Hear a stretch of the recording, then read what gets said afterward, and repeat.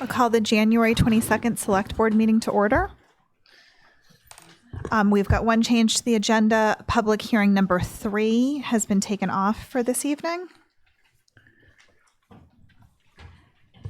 And announcements.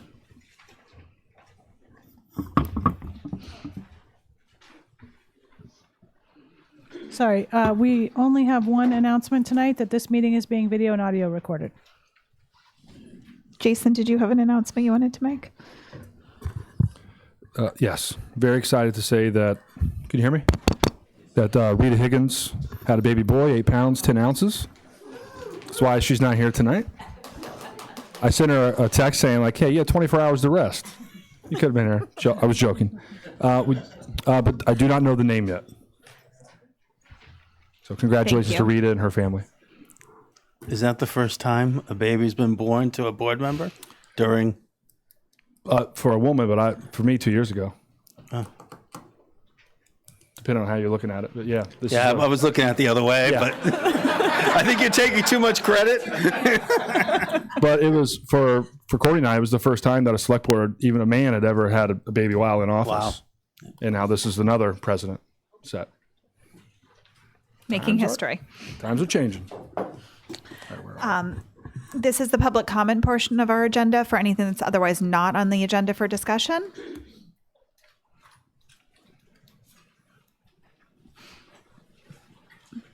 Thank you, Madam Chairperson. Burton Balkine, I'm here for the Marine Mammal Alliance of Nantucket, and I just wanted to let the board and the public know about the good work the volunteers are doing. We've collected data on 280 marine mammals in the last year, and just last night we received a call from the police about a seal that was in a road, and we're the responding party that has the permit to handle any marine mammals, and just want everyone to be aware, like, we're filling a pretty valuable niche. And as the seal population increases and the human population increases of the island, probably be more interactions. And just want everyone to be aware that as we move forward, we're going to need help, and just understand that we're asking for help because we're going to be helping the community. So I just wanted to put that out there. Thank you very much. Thank you. Thanks, Bruce. Are there any other public comments this evening? Okay, hearing none. There's no new business that I'm aware of. Approval of minutes, warrants, and pending contracts. Move to approve? Just one question on the pending contracts. One, there was average annual 4% on the lease agreement. Oh, thank you. What does that mean? Well, I'm not sure what you mean by what does it mean. Well, but- 210, I can divide that by 5 and I can get, 52. But it says 4% average annual percent. Does that mean it starts at 1 and goes to 4, 6, or how is that structured? I don't know if Brian can help out with this, but it's the same structure as we have for the sandbar, which is 5%. They were 5, 5, 6, 6, 6. Correct. Sorry, I should have been more Yeah. current. They're currently 6. Yeah. And I believe it's whatever the gross sales over $100,000 is, it would be 4% of that. Right.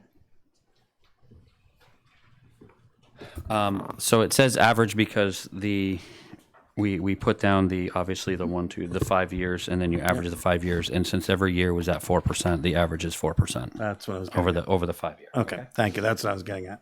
I'm And I glad- will say, just on the sandbar, I looked at the numbers because we had them last week, and I backed into the amount of sales, and we know the sales. They're doing pretty well. They're doing what we expected, and the town is getting paid fairly.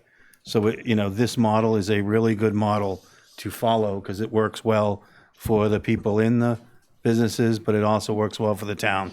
There's not a huge incentive to, expand it even more and get more because this town is still sharing.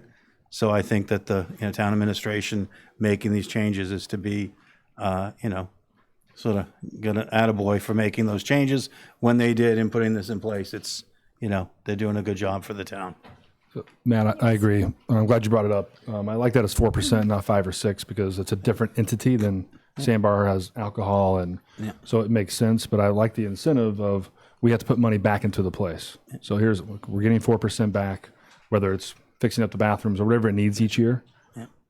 And when you do this, you can look and find out what percent of their sales is their rental fee, and you can know if it's fair or not.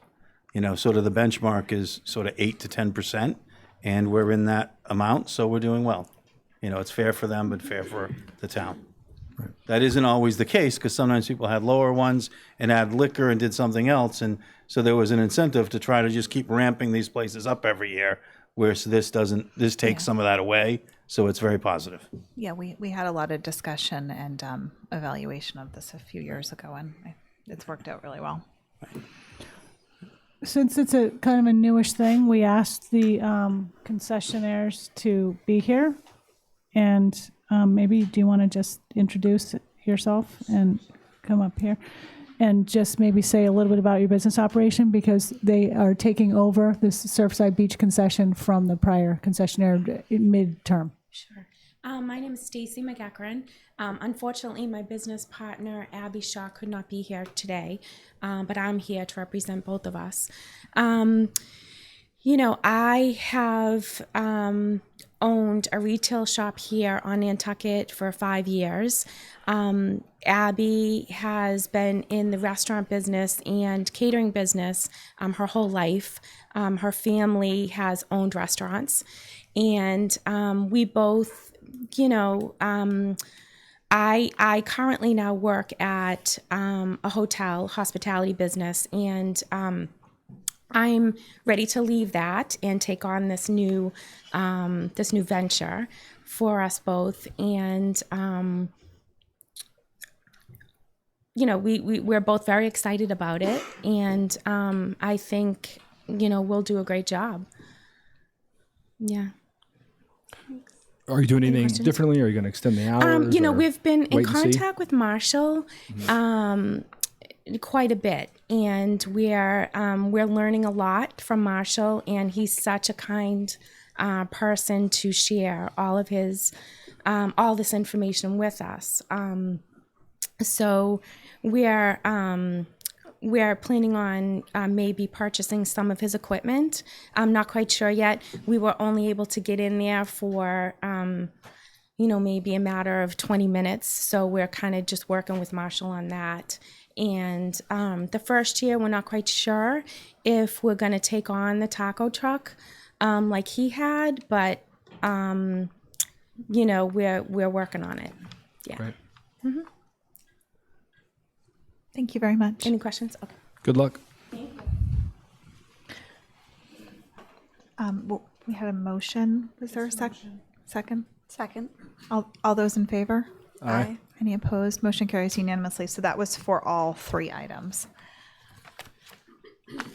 Next, we are going to open a joint meeting. We are currently convened as the Select Board. We are also the Nantucket Regional Transit Authority Advisory Board.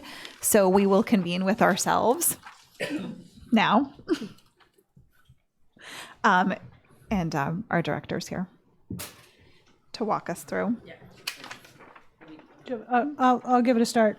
So as part of the board's transportation focus area in the strategic plan, one of the goals has to do with, there's a couple things. There's a goal regarding downtown parking management, and there's another one about shifting the mode of choice of commuters from driving to other modes by 6%. And you all know this because we've talked about it quite a bit. So one of the things we discussed several weeks or even 2 or 3 months ago is if we are going to be eventually perhaps getting into paid parking, but this summer doing a increased amount of parking enforcement with additional equipment and things like that, are there ways that people can get downtown without driving and parking all day, or, you know, along those lines? So we were talking to Paula about the idea of a shuttle. So first off, towns that are members of regional transit authorities cannot run their own shuttles. There is a specific law prohibiting that or restricting that. So basically what we said to Paula is if the select board, so in other towns, if a particular town or a group of towns wants a particular service from their RTA, they would say, we want more service in this area. What's it going to take to do that? And they say what it's going to take to do that. And it probably ends up being, as we have seen with year-round service, a charge on the cherry sheet. So that can happen in our case. So the idea was for the select board to say to the Nantucket Regional Transit Authority, what would it take if we wanted a direct commuter shuttle from the two fairgrounds lot downtown? So we've been talking to Paul about that. There are some issues that she's going to describe, but we basically said, tell us what it would take. And she has prepared something that is in your packet about what it would take monetarily and logistically, I guess I would say. So I think, and Paula has brought Chris, her operator, here. I don't know if everybody knows you. You're a behind the scenes person. Chris is the backbone, as with Paula, of the RTA and RTA. So I don't know. I guess maybe Paula would take us through the options that we've gone through or that you have prepared, and let us know what it would take. So what I provided to you were some background information on the ferry connector, because to me, that type of service could work for something like this. We did the ferry connector for 3 years very successfully. We take out the boat stops, but to run a shuttle from 2 Fairgrounds Road, now that it has expanded and can accommodate both the commercial vehicle parking and commuter parking. So I just want to give a background because I'm not sure all of you were on the board when all of that was happening. And then I just gave you a few things, comments and considerations, like a broader look at the transportation system instead of just this one piece. If, the impact on the NRTA's current service, I'd heard the word free being floated out there, which I would oppose, but of what that could have on the impact on the NRTA's current services. DOT has put much more emphasis on performance measures and metrics in the MOU that we signed, cost per passenger, cost per mile, et cetera, that could have a detriment to our state funding if things like if our ridership decreased and our cost per passenger went up drastically. And I just wanted to remind you that we do have established program for employees. Town departments are able to purchase their employees' passes at our commuter rate that's been on the books since 1996. We have over 800 businesses and usually anywhere between 800 and 1,000 passes that are being purchased by not all downtown employees, but a majority of businesses downtown for their employees. Can I just ask, do you have the data from them scanning those passes on how much those are utilized? I can. It would be quite cumbersome. Anecdotally, I would say that if the employer is buying the pass for their employees, that their employees are using it. You may have a few here and there that aren't using it, but if you see the ridership on the buses and you watch the uniforms and the who has the commuter passes, I would say it's quite extensive. I mean, I can go in, but I'd have to run each pass number. If that's the nitty gritty that you want to get down to, we could, but I would say a majority are being used. Several town departments do this, buy the commuter passes for their employees. It's not as many as it used to be, but town offices have moved out of town. How many town employees are there? 6 town departments purchased summer passes and 2 town departments purchased annual passes. For how many? Probably, I don't know why I didn't include that. I'm going to say 8 to 10. We have. Sorry. Oh, Do we know how many town employees we have that work in town? I would have to spend a few moments thinking about it. I can get back to me. I can get back to you. I just want to know what percentage we're talking about that's actually utilizing bus passes. I was going to say 25, but. In addition, we have over 180 established stops along our fixed route service, and we already have 3 park and rides that are convenient options, so these already exist. And then just other things, not necessarily in any order, but things to consider. The timing of our Rider's Guide production is now July and August for the following year. We need to be sensitive, depending on what you're looking for with this, with Title VI issues and considerations. The RTAs and Mass DOT are currently working on a formula-based distribution for state contract assistance and or additional state contract assistance that, of course, will make so that there's an increase for everyone. They're looking at that through the state budget for FY21. So just something we'll be watching on that. And Mass DOT has hired consultants to update all the regional transit authorities' regional transit plans. So they were all done in 2015. So now we're involved in the update. We just had our kickoff meeting. So I did mention this type of service to them. So that will be something that we will be talking about through the update process that will be included in the RTP. So the next pages, I won't run through them unless you have any specific questions. We're just I have one question, Paul. Oh, yep. Where do you think the Title VI discrimination problems would come from for a shuttle bus? What I see is could be a potential problem is if you're offering free parking and free bus service for those that are able to afford a car to go to a park and ride and park, and you're not affording that same opportunity to people without cars, it could become a socioeconomic factor. Right. At a minimum.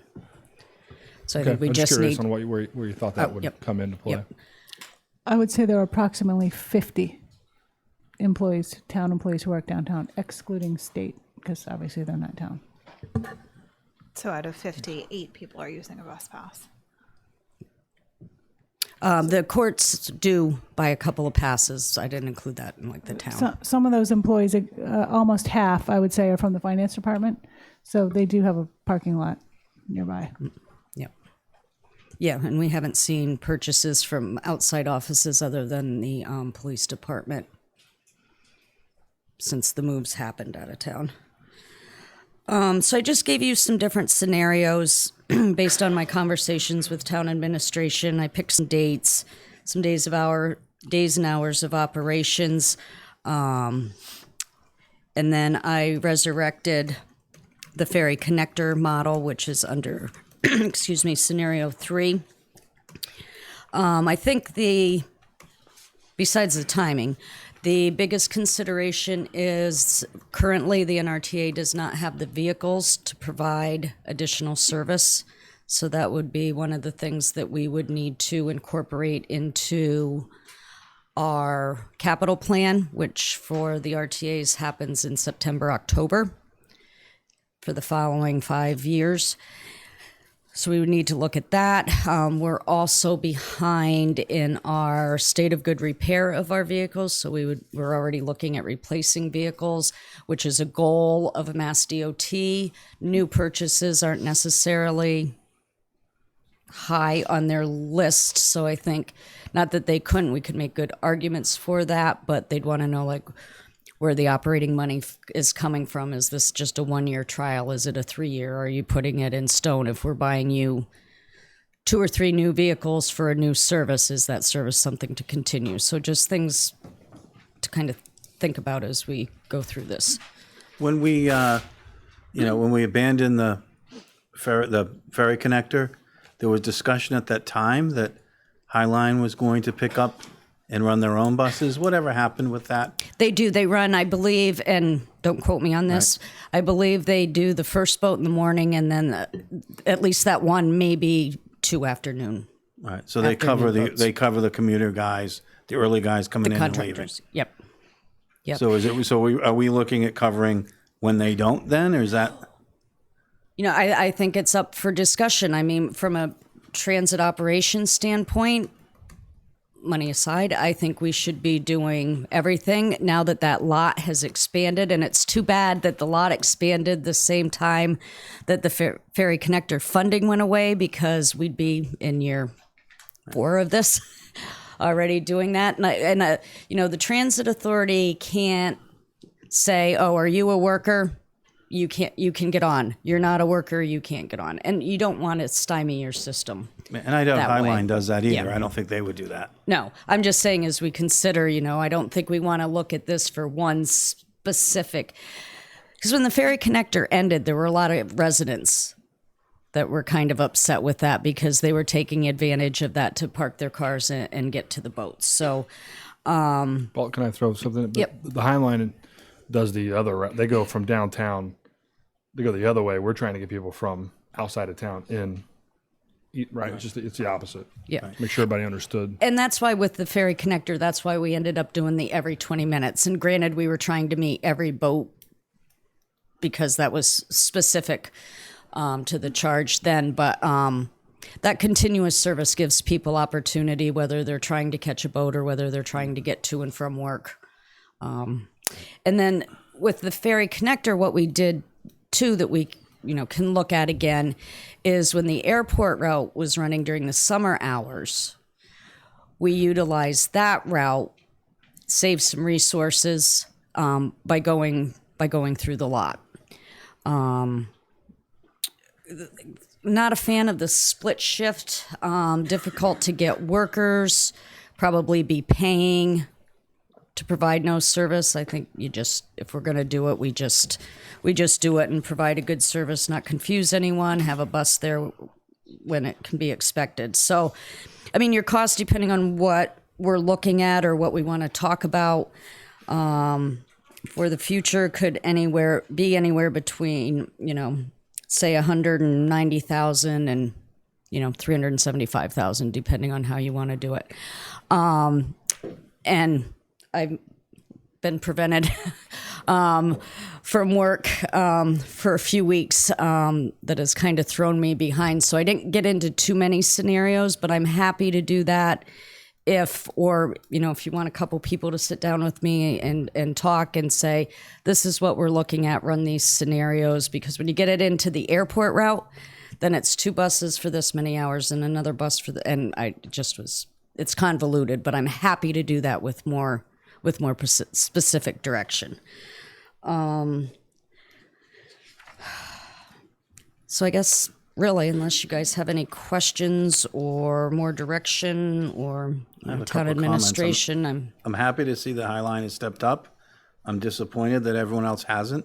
Every once in a while, I get the Cape Cod Times and I read how much money some of them are spending on parking lots and buses and bringing people around. And, I feel as though we kind of get the short end of the stick on it a little bit out here. So anyway, that's just, I have to say that every year we get to this, Yep. I make that comment. I think Yep.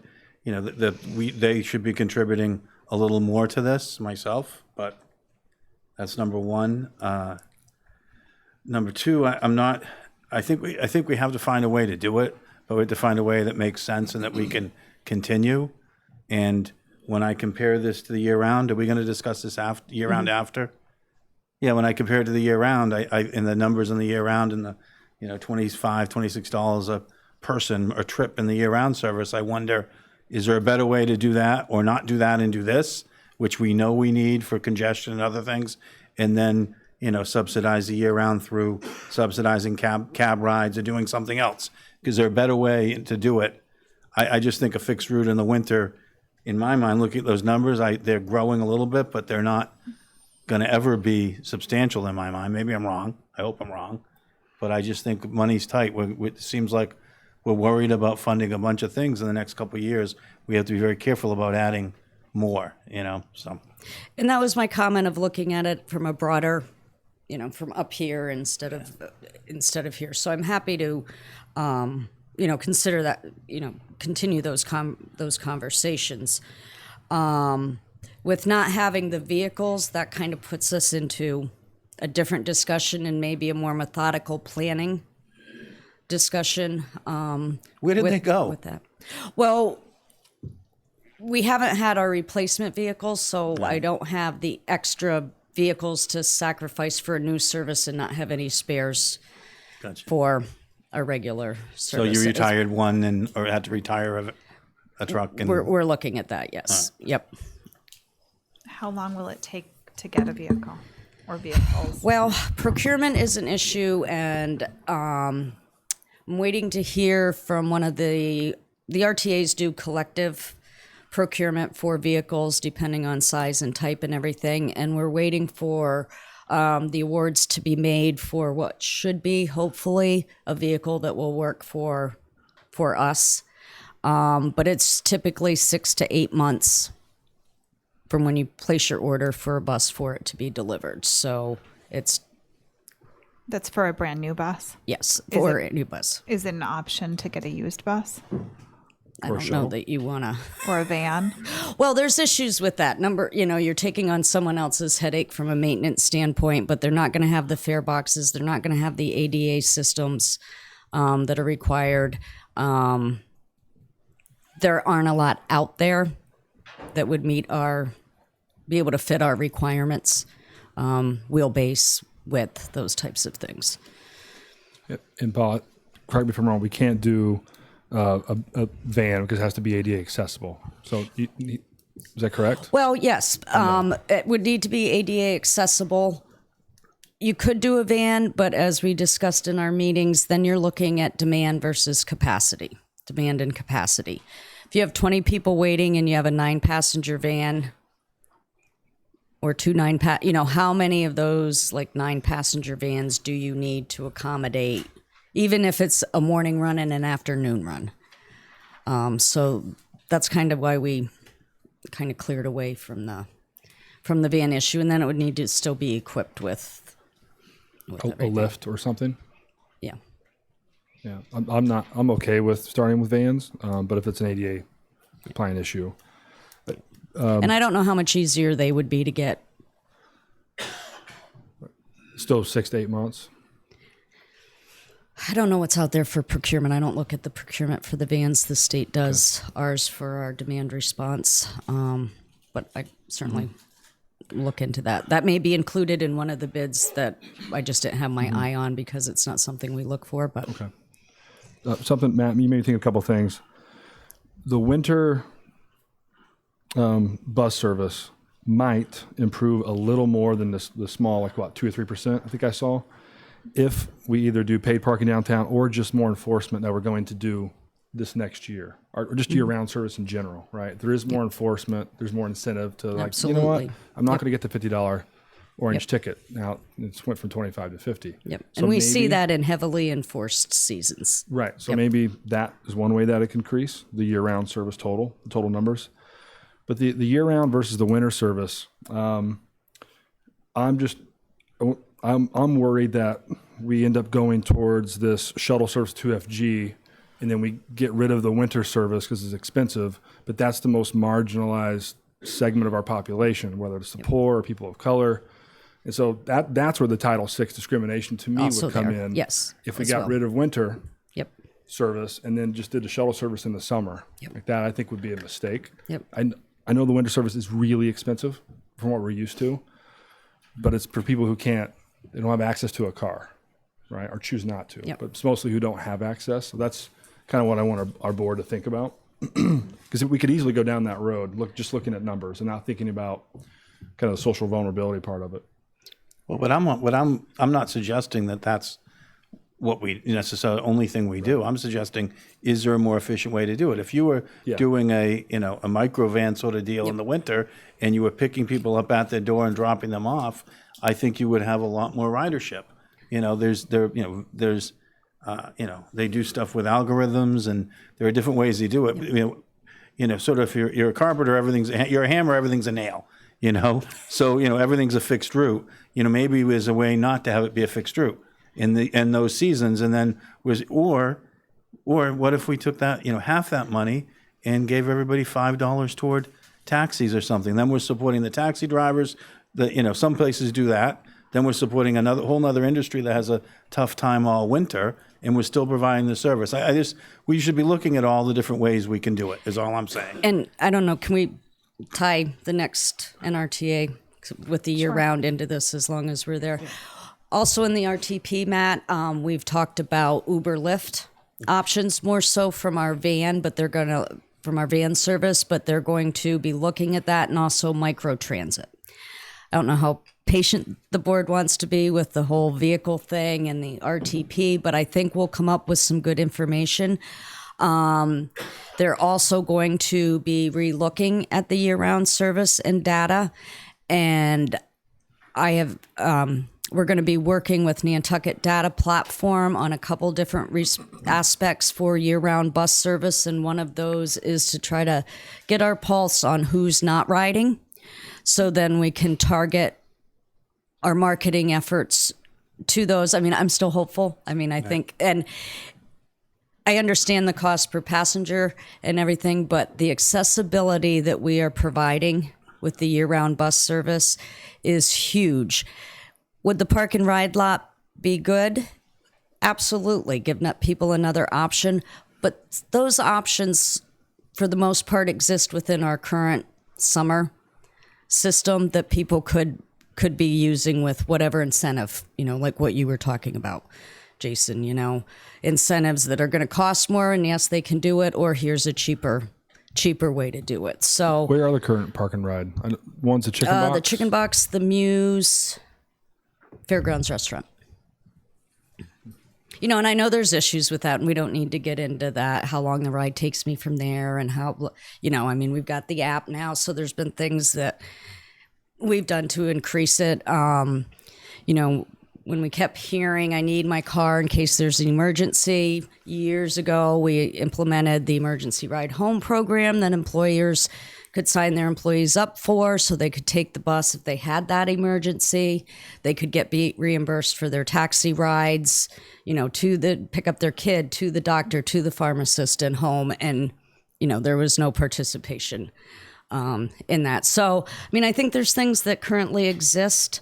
We're going to be doing some marketing very soon. We're in the works of printing to target the social service and nonprofit groups and go directly to every office and show where the social service agencies are. So when they're recommending clients from one to the other, they'll have a way to see how they can get there by the bus. So we're trying to be creative and to get those year-round numbers numbers up, because I mean, the people that are using it, the access means the world to them. And I think that that's part of what we're about for our community. So it's, Just try to bring it back to why we're even talking about this for those who haven't been following along every Wednesday night for the last 3.5 years. If we're going to do paid parking or any type of enforcement, increase that downtown, we feel that, at least I feel, we have to give some other options to get downtown. It can't just be, sorry, we're not worried about that. And so I think this is where this is stemming out of, just to kind of bring it back to why we're trying to do this. I know you know this and we do, but I think for the public, we can't just increase enforcement or put a paid parking and not give other options. So we're trying to find what that option is and trying to be smart about it.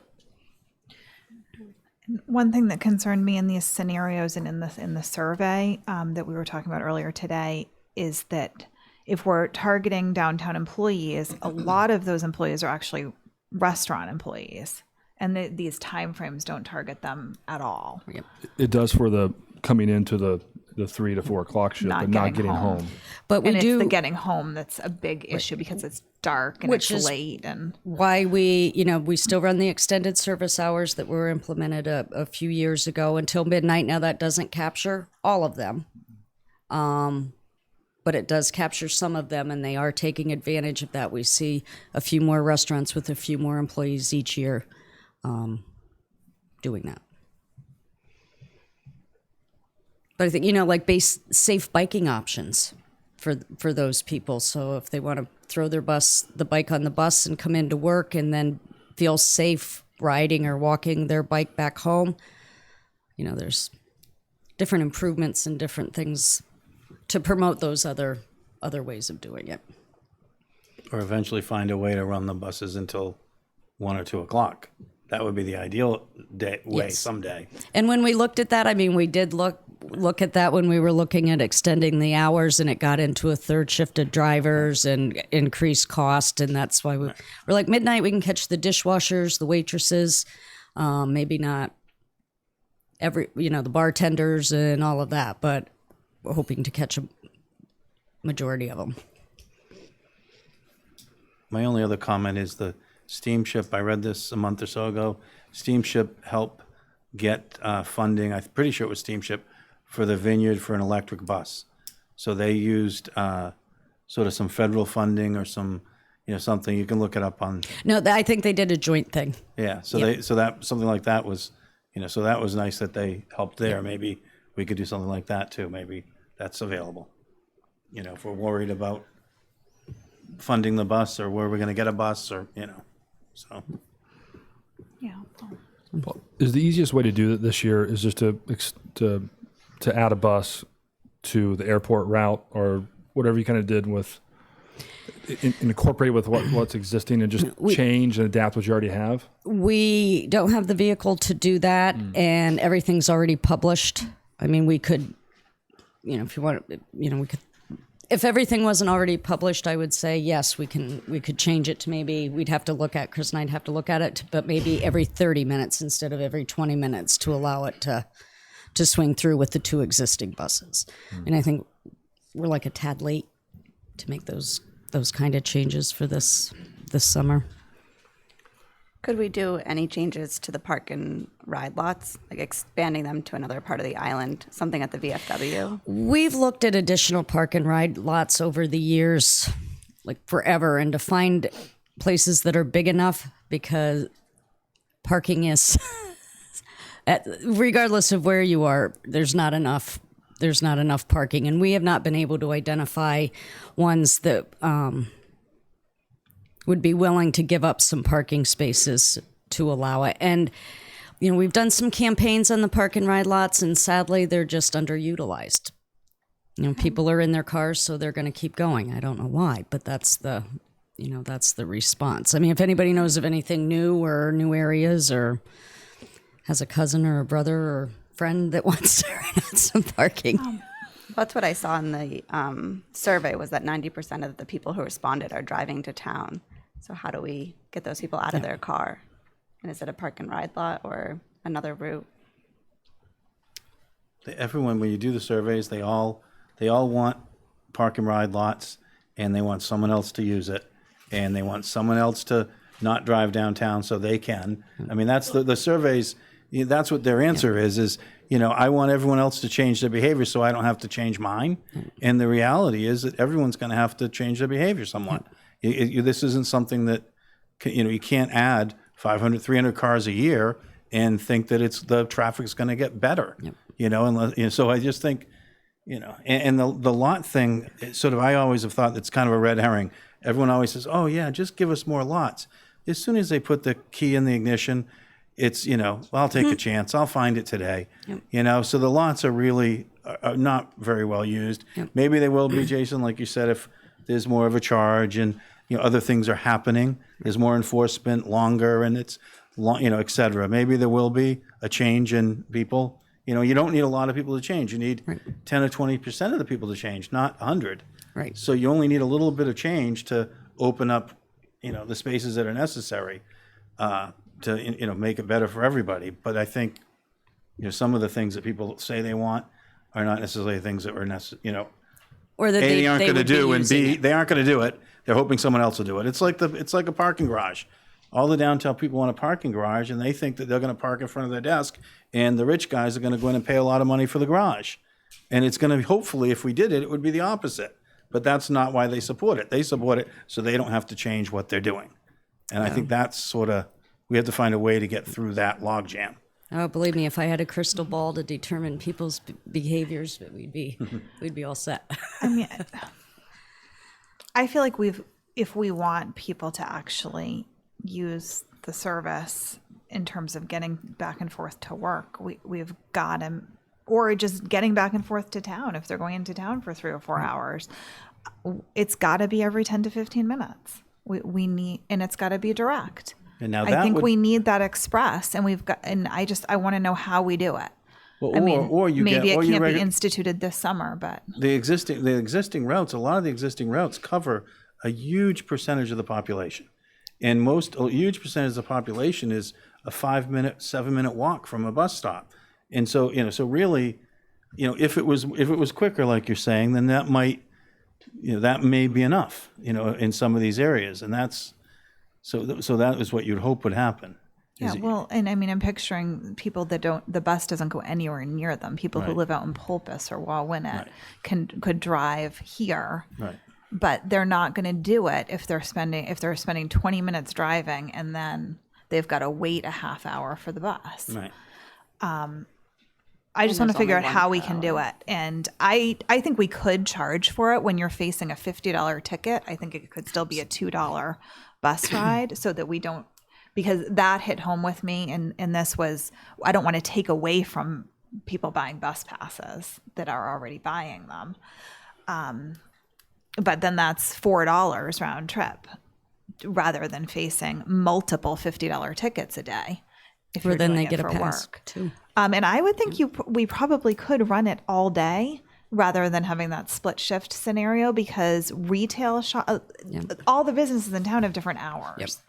Yep. Definitely the focus, I think, was probably for people who work more of like a 8 to 4, 9 to 5 job in the surveys.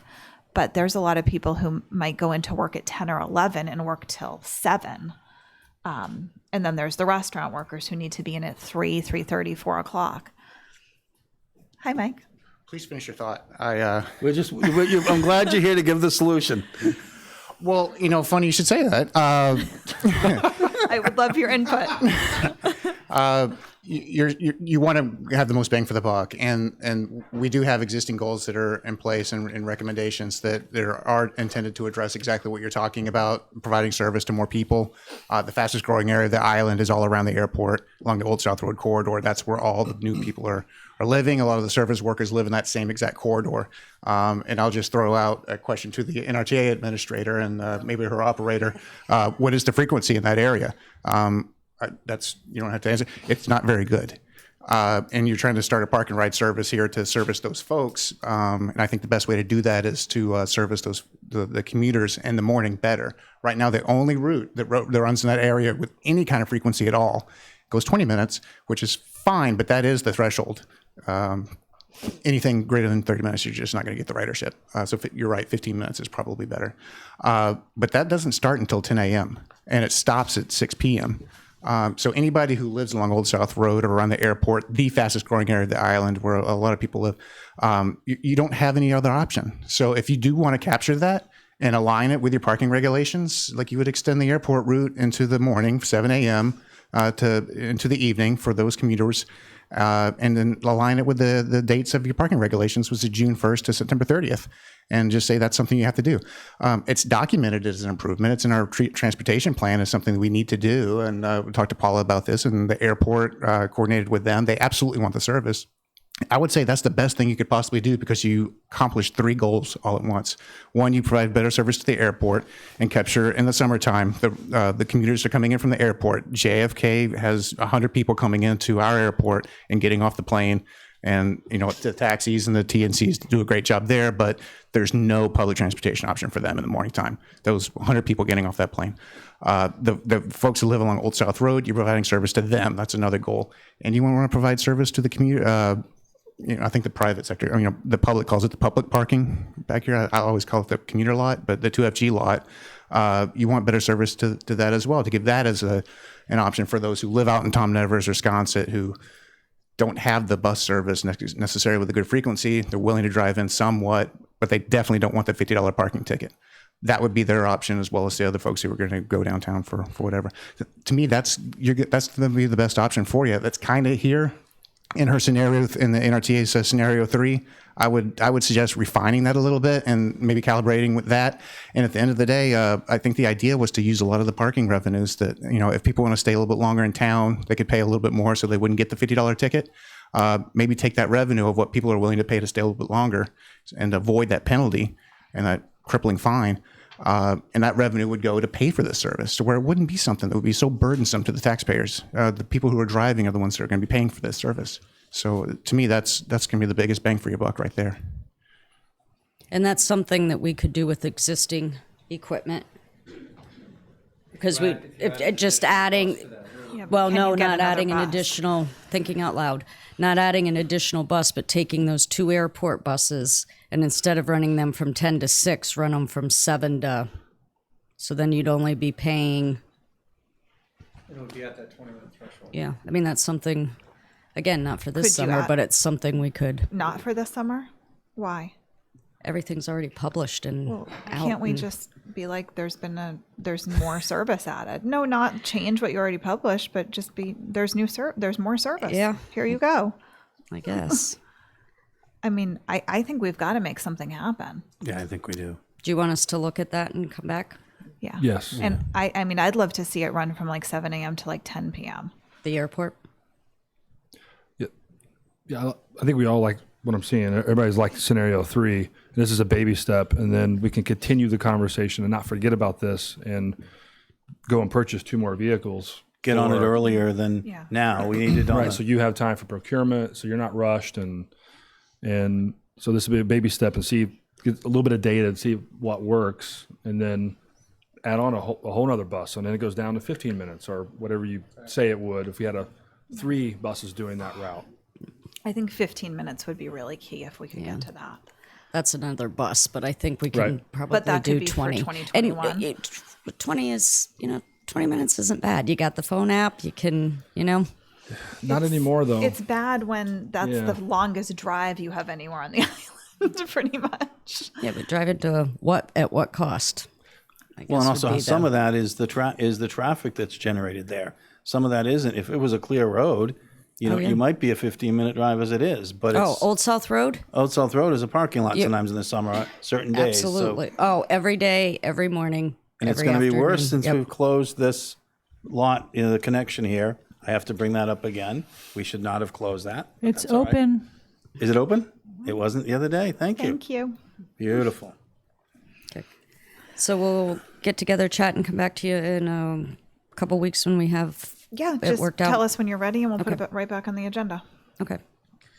So to be clear about it, we're looking at scenario 3, more detail.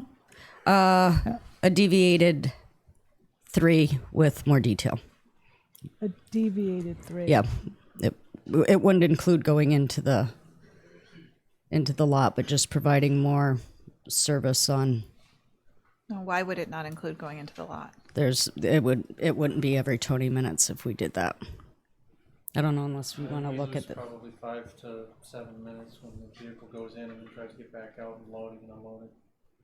So it would change the time with 2 vehicles. Well, we might have to do this summer scenario and talk about a next summer scenario Yep. that's better. Yep. That's We can- more frequent and goes into We the can lot, put.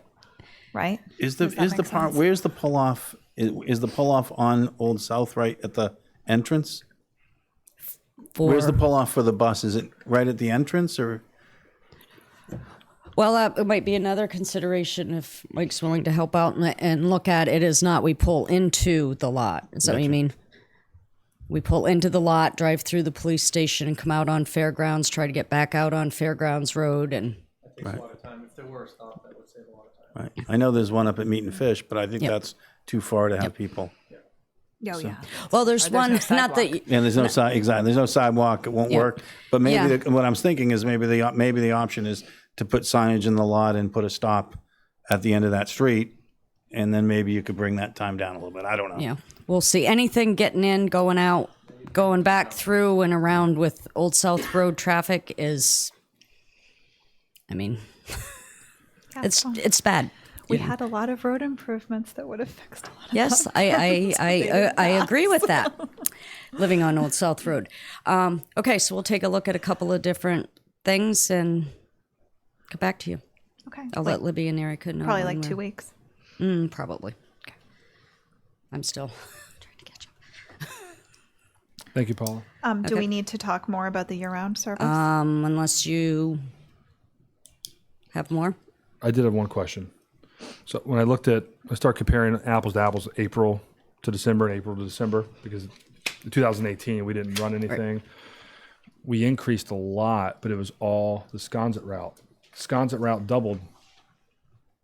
Maybe it's not Sconset, maybe it's Old South. I don't Yep. know, but it went from 6,000 in July and August to 12,000. That was the majority of the entire increase from 2018 to 2019.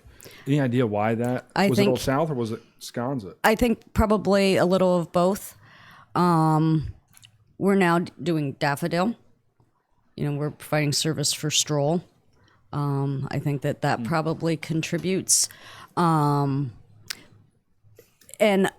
depending on when people get to Greenhound and when the buses are leaving, I think some of them will hop on the Sconset bus to get to like the Landmark House stop to the Mid-Island area. So maybe a little bit of that, a little bit of that too, but that's an option.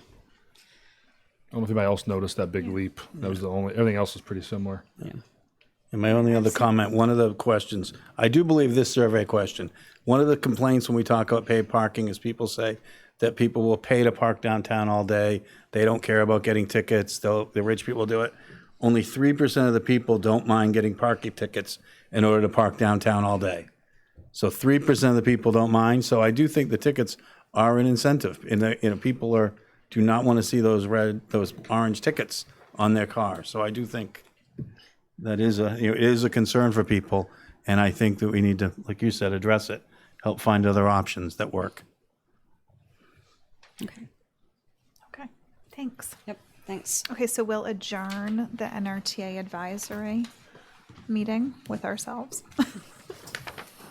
Go back to select board. Now we have the public hearing portion of our agenda. I will open the public hearing to consider an application for a new annual wine and malt beverages package store license for Nantucket Meat and Fish Market, Inc. Sean Reddy, manager for premises located at 21 Old South Road. And I have to abstain because they're customers, unfortunately. Okay, good evening. As you mentioned, we're hearing an application for a new annual off-premise, meaning package store liquor license for the meat and fish market.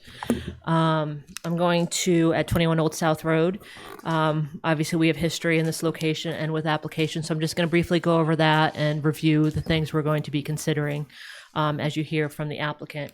The history has been, this will be the third such application before the board for this location by this applicant.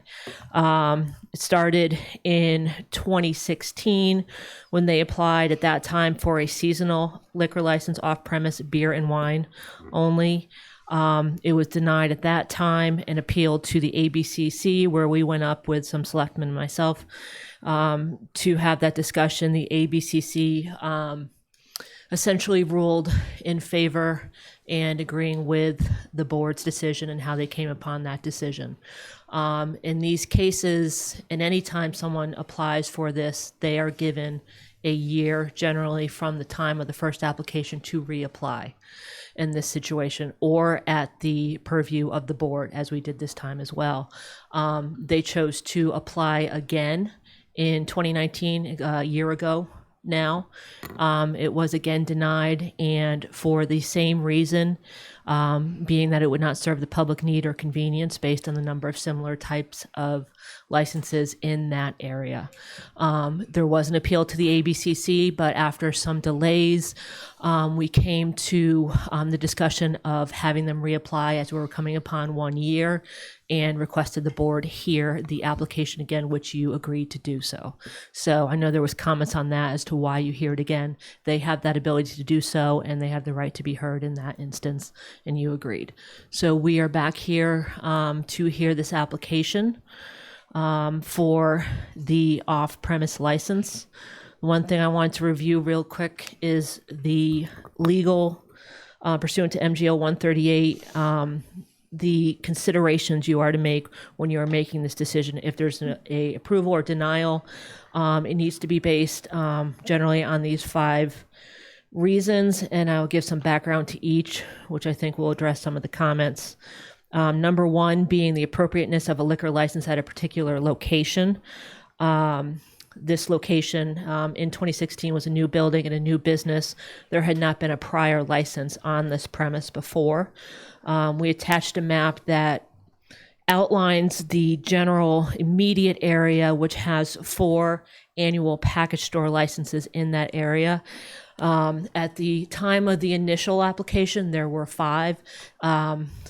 The week after, actually, the last denial, Lucky's surrendered their license. So that brings it down to 4. Now, as far as law is concerned, there's no prescribed number that's too much in an area. There's no distance from a location that's going to determine that. You can determine that. Boston's going to be different. 4 on one street might be different for them, but for a community like this, that can be enough. So losing 1 doesn't necessarily change that formula. That's for you to decide as far as the appropriateness and the number of similar dispensaries in that location. Secondly, the number of existing dispensaries in the town. I outlined in the packet the number that we currently have. Total in high season, including package stores and on-premise licenses, is 97. When we discuss quotas and numbers, it is for off-premise licenses only. We don't have quotas on the on-premise. For off-premise and annual licenses, we have 2 over quota for all alcohol licenses, meaning we would have to lose 3 licenses before you can ever consider an all alcohol annual license, unless that resets in the 2020 census. That's what it's based on. This application is for a beer and wine, at which time we have 2 available under the quota. That does not mean you need to absolutely issue a license under that quota, but that's the most that you can consider in that quota. I want to read, if I can, just real quick, a lot of comments that we've had has been whether or not the town should set its own quota number and what that's about as far as setting one number. I just want to read this to answer that question. And our attorneys have come back, and the recommendations, which I think we agree with, would not be to attempt to adopt a hard cap that is lower than the statutory quota, but rather to determine any application such as this on public need, including the number of similar licensed establishments in the immediate area. I don't think such a cap would hold up if challenged to a court or the ABCC, but a town is not required to issue all possible licenses if the public need does not require it. So hopefully that addresses that question. question about the town itself determining a specific number. Third, the views of the inhabitants of the locality in which the license is sought. I know in the packet, it looked like there was only one letter. Additional ones have been received and forwarded to the board that came in after the packet is put together, which is put together at least a week ahead of time. So everyone that's come in has been forwarded. As far as opposition, I would say we received half a dozen. In this case, I want to address one thing. They were from other license holders in the off-premise package store category, which obviously all those views should be considered and business can be a consideration. However, a denial or decision cannot be based solely on competition. It can be part of it, but the decision needs to be made on these things that I'm addressing right now. There were some letters also in support of the license and of the applicant. Again, traffic, noise, size typically applies to a new location, which this was when they originally applied. It is a very high traffic area. You know, there's another liquor license on that, two others, an off and an on, and then another off just down the street. And they do have sufficient parking in that area. We don't think that it would add to that situation. The sort of operation that carries a license, referring to the reputation of the applicant. They've run a very good business establishment. We've had absolutely no problems with them. It has been good. They have extended their operation. I know originally when they applied, it was seasonal, and they stayed open longer last year and are looking to stay open through the winter this year as well, which would be a requirement of an annual. And as I mentioned, the reputation of the applicant. Two other things, just real quick. They do have a special permit on the location, so the allowed operations hours of the market are 6 a.m. to 8 p.m., so we would have to stick with that should you approve the license. And on Sunday, the state allows for opening at noon. If you want to make it as early as 10 a.m., you can. So those are the two areas that you would consider. Also, you may also consider the amount of space allocated for alcohol sales. Square footage for alcohol sales must be included in license conditions, especially in this case where you have a multiple use. That's one area we can sit and discuss. What I had submitted as far as the alcohol space, I think there's three distinct areas.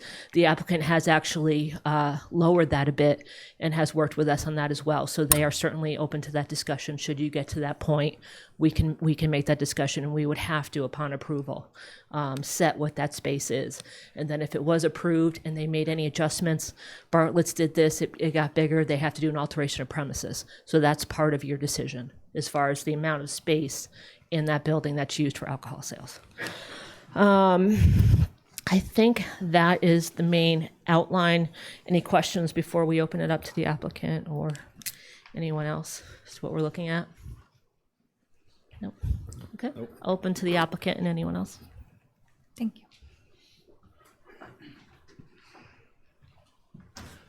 Thank you very much. My name is Sean Reedy. I co-own Nantucket Meat and Fish with my dad.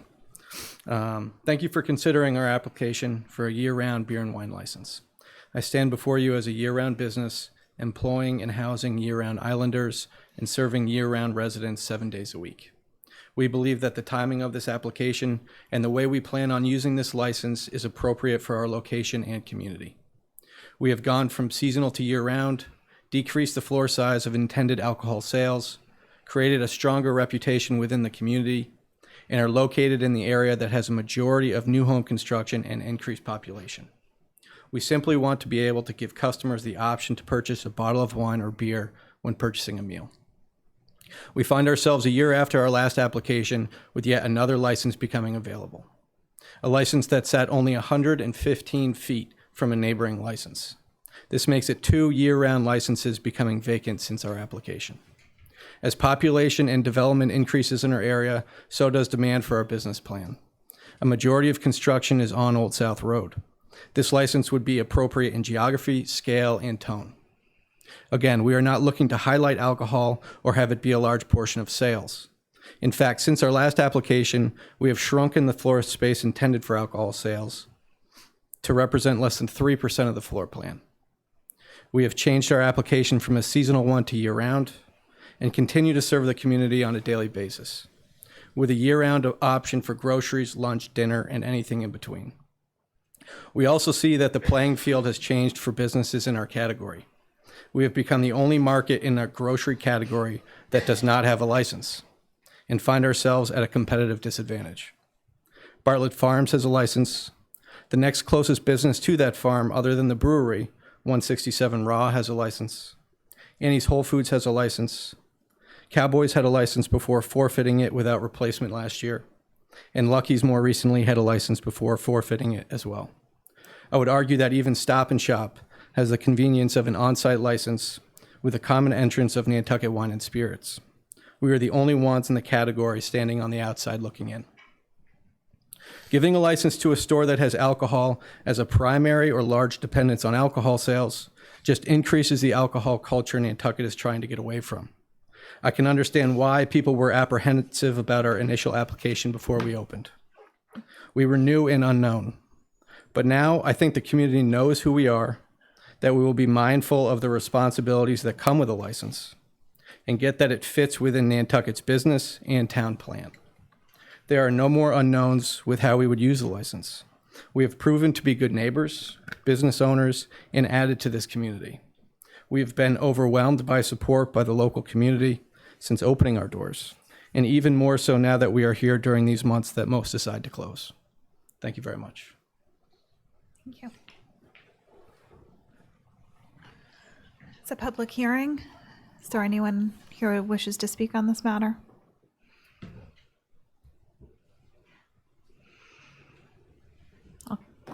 Then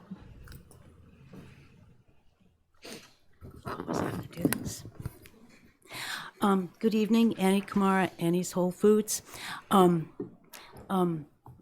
was a great speech.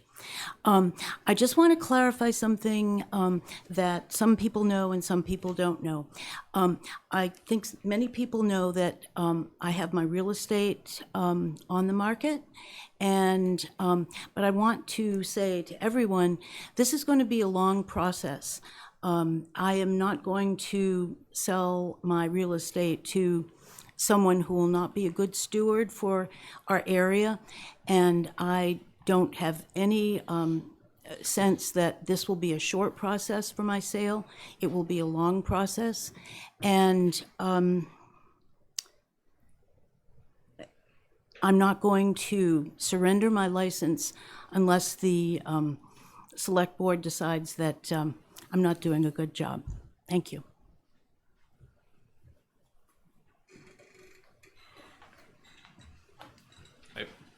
Stephen Cohen, attorney. I represent a license holder at Nantucket Wine and Spirits, but my argument is not about competition.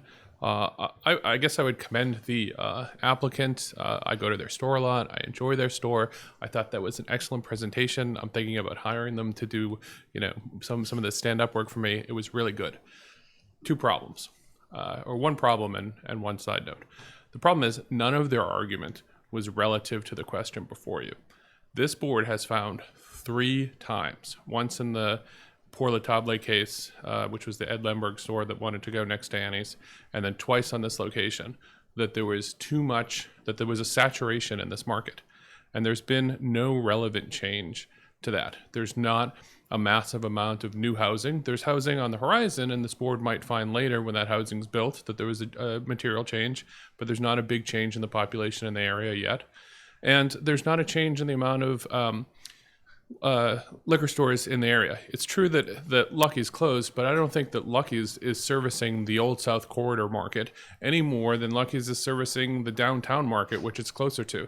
This board found previously, when it denied a license at Lemon Press, that the downtown market had a saturation, and I don't think anybody would say that the Lucky's store opens up a new license in downtown, which it's physically closer to. The Lucky's store license being terminated does not change the saturation of the Old South Corridor market. And therefore, this board, I think, would be arbitrary and capricious to make a determination that it should grant a license on the 4th application with no material change. So that's one thing. And then the second thing is, if you do determine that the Lucky's license is a material change, then you should make a specific finding for that, because there shouldn't be double dipping. And what I mean by that is you shouldn't grant a license at this location because someone closed at the Lucky's location, and then later when someone comes in and says, oh, there used to be a license here, I want one here, and then grant it there also, because there are actually 2 licenses available, I believe, in the Nantucket market.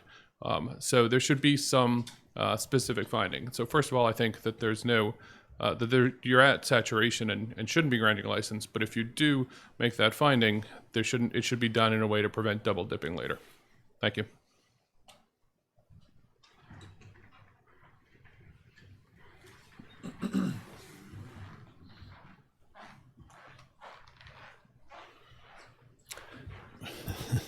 Hello, David White. I'm speaking against it, and I just from the perspective of an Old South Road resident, certainly nothing negative about meat and fish. I certainly agree. It was an excellent presentation. And the board has covered a lot of my territory already tonight with the regional transport, talking about the congestion and the traffic on Old South Road. So I see it as the corridor with the majority of off-premises licenses that we have in town. There's 5 by my count, starting with Hatches and on up. And it's, that's just very close to the Rotary, basically, and then all the way out Old South Road. So I see it as we have enough licenses as it is. Certainly, I believe serving the needs, and it'll certainly, without a doubt, add to more traffic, more congestion, more headaches. With the public so far has refused to address the traffic situation. You've given them the opportunity on Old South Road, but it looks like it's staying the same. And so as an Old South Road resident, I'd just like to see anything we can do to cut down what's going on. Many times last summer, I would come out, start heading down Old South Road about 8 in the morning, and the traffic would be backed up all the way to the town, to the state forest from the Rotary. I mean, that's a long backup, and anything we can do to not contribute to that, I'd appreciate. So thank you for considering it. I appreciate your time.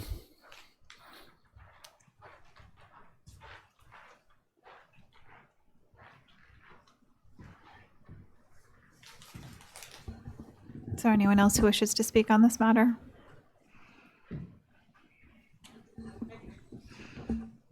Joanne Skokin. I live at 20 Tom's Way, but I access my house from Old South Road.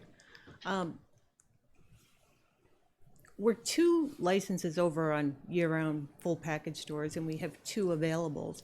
I mean, in my mind, we have plenty. We have 5, and that should cover the amount that we're allowed to have and not continue the overage by giving another beer and wine license. I think that there's plenty of liquor stores, and I understand the convenience, but we shouldn't make it that easy to buy liquor in Mid-Island. Thanks.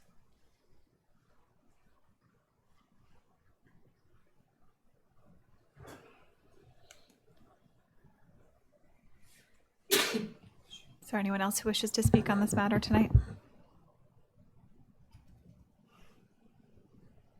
Any questions from the board before I close the public hearing?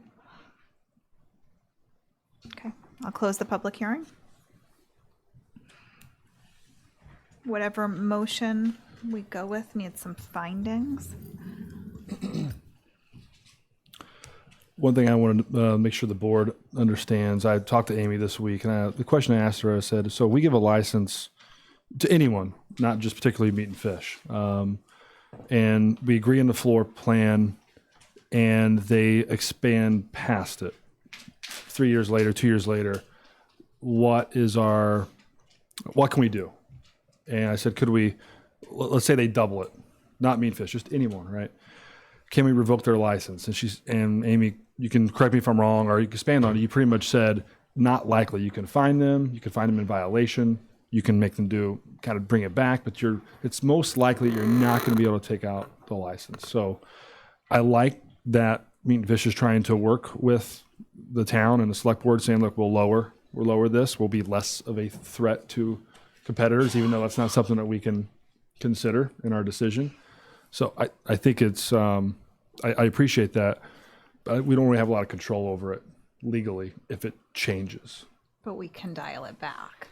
You just With can't revoke the violations, but you can't, the next year you can't take the license away. Yeah, and I think we've come up with this before, and there are lots of ways to work with folks. And we just try, if anything comes up, say, look, we need to address this, and generally be an alteration of premises, which we've done. I think we did with Bartlett's at one point when they expanded a bit as well, too. So there's a means to it. And since we don't, some places, Boston has violation hearings twice a week. They have so many. So what would have to happen is we would have to call a hearing if it was serious enough or they weren't responding to us. We always give them a chance to respond and correct it. But we'd have to hold hearings. It'd be similar to the compliance hearings where you could find them in violation, some closures, things of that sort. But there are so many layers to appeals and everything in the process that allows for fair process for them. But it'd be similar to that. When did we change the size of Bartlett's? Was that when they went from, because they started as seasonal, right? And went to annual? Yeah, they've made a couple. They made a couple size? changes. Seasonal. Then they were just wine only, and then they added beer. So at that point, we made some changes too as well. They had a wine only license, which is a possibility too. Did we have a hearing on that? Mm-hmm. I don't. Yeah, you have remember to. that. And then they opened earlier, which a bunch do, and they had that. And then they went to annual most recently. So they've had a couple layers of changes. So there are ways to deal with it, and trust me, the community keeps me well informed if someone goes beyond certain things. So it's certainly something, if we're not seeing it, we'd find out about and we try to work with them. So that's what would happen. And if you of course, can deny an expansion and deal with it at that point. Madam Chair, are you okay with discussion between us, or are you looking for a motion right now? No, go ahead and discuss. When I look at what's changed from last, so that one argument is there's been 3 denials, 2 for this particular license and 1 in the same area. One was a while ago. Things have changed. Population has grown. I'm not making a case either way. They're trying to be as unemotional as possible. And there's different board members on it in previous decisions, and people have different opinions of things. So I don't think that's completely, I can't look at that and say, no, I'm just going to follow that because that's what we've always done. So I think there has been some changes, and the main one is there's another available license. There's 2 versus 1, and I think we can argue about the proximity, right? Is I don't know if it's 500 yards or it's 1,000, but that has changed since last year. It's a smaller floor plan that has changed. Those are the only things I can think of that have changed since last year, besides the people. I would just add that they've also stayed open longer this year. When it came before the board last year, it was applying for a year-round liquor license when they weren't open year-round. And now they have. And they would have to stay open year-round. Well, not necessarily, right? It would be similar to all the other licenses. I've been asked if they suddenly didn't stay open year round, can we revoke the license? No, if that were the case, I'd probably have to revoke about 20 licenses. We have had to allow for certain closures. It'd be the same process that we have now where they would have to request an extended closure, give a reason for that. We created obviously a penalty for those that request closure longer than 60 days. We have 2 licenses that are paying seasonal fees this year because they've decided to close for extended periods, being Lola and Seagirl. So we've put some of those things in place, understanding as well, if we force people to be open every single week of the year, we're going to force a lot of people into seasonals. So we've made some adjustments for the moment. So they would have to follow the same process as everyone else and would have to request extended closures. Permission. Correct. For a reason. Correct. And we get it from almost everybody at this point. But there's not a seasonal available. So well, they can't switch. There's a discussion there, and the state just recently sent me all their records and what they understand. It says 0 for us. I don't believe that to be true. how seasonal, I mean, Bartlett's went from seasonal to annual, so I felt that opened up. We redetermined the population count. So seasonal is based on the population count that we vote in during seasonal renewals in March. Last year, we used Nantucket Data Platform study to base our numbers based on their data. It's the first time we did that. So we had actual data that we based that number on. 45,000, 1 per 5,000. We have 7. It was because of Bartlett's, I believe we have 1 to 2 possible available. That's going to depend on what happens in March.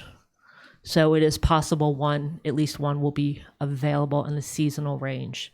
And again, the annuals may reset next year depending on the outcome of the census. I have no idea which way it's going to go. So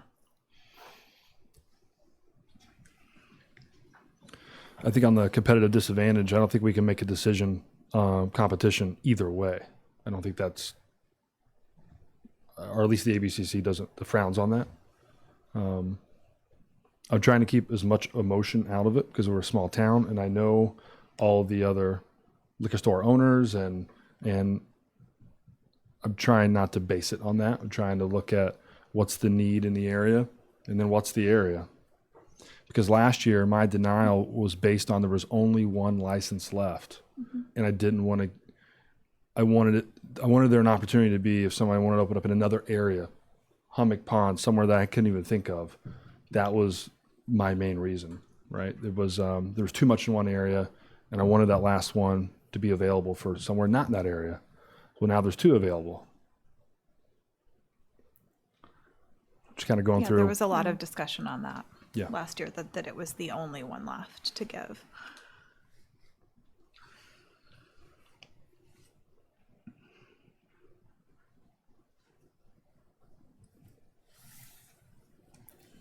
Yeah, I've been going back and forth with this. I tend to always be on the side of pro-business, and how do we kind of take the government out of dictating who has a liquor license and not.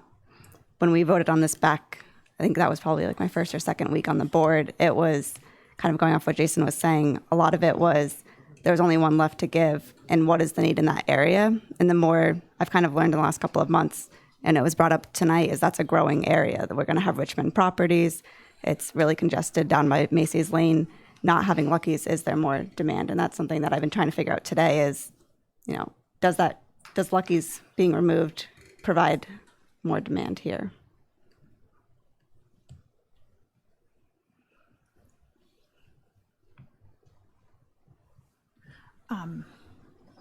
To address the licenses that have been surrendered and that those locations have previously had licenses, I don't foresee that that's any reason that they would automatically get another license. I mean, those businesses have closed down and no longer exist in that form. Whatever goes in there will be something completely new. It's not like a restaurant that's still open that's just transferring to a new owner, where we've generally transferred them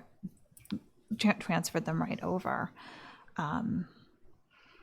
So I mean, I do feel like there are 2 licenses open to give, and no reason that they would have to go back in locations where they were before. I mean, one already has a business that didn't ask for it, which was Cowboys, which is now Wicked Island Bakery.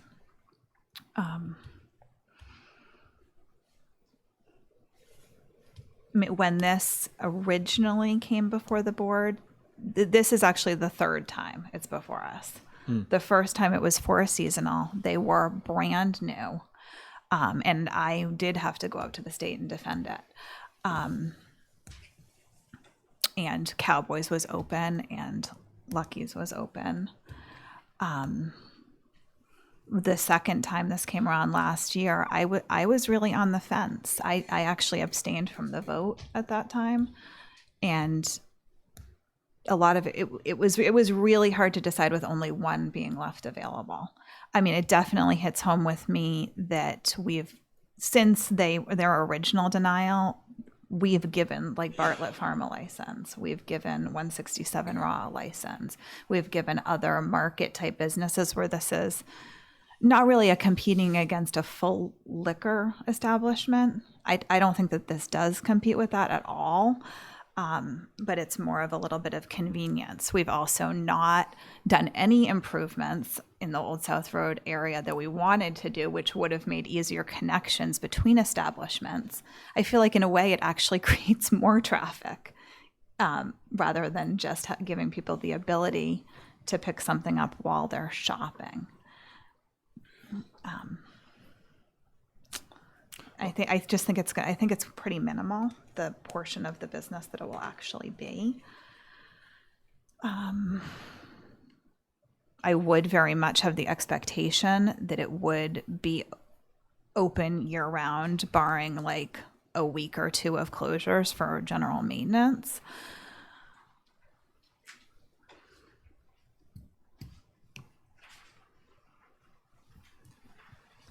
I have a question for Amy. Looking through all the different reasons to deny or confirm, it says the views of the inhabitants of the locality in which the license is sought. I know in one of the previous applications, there was a lot of letters from people on Amelia Drive. Have you received anything? Yes. No. I mean, we're kind of in the black hole of winter right now. And the last time, even though they applied in January, we didn't get to it till April. So I think there was a lot more talk on it. It's a tough time of year, so we didn't hear as much. Like I said, the opposition did come from other businesses. We did get support letters from people in the community, a couple of those as well. So, but no, there wasn't as much talk, but there's no one around. So I just think that might lend it to as well. Yeah. We do also have road improvements proposed on Amelia, which will help that whole portion of traffic.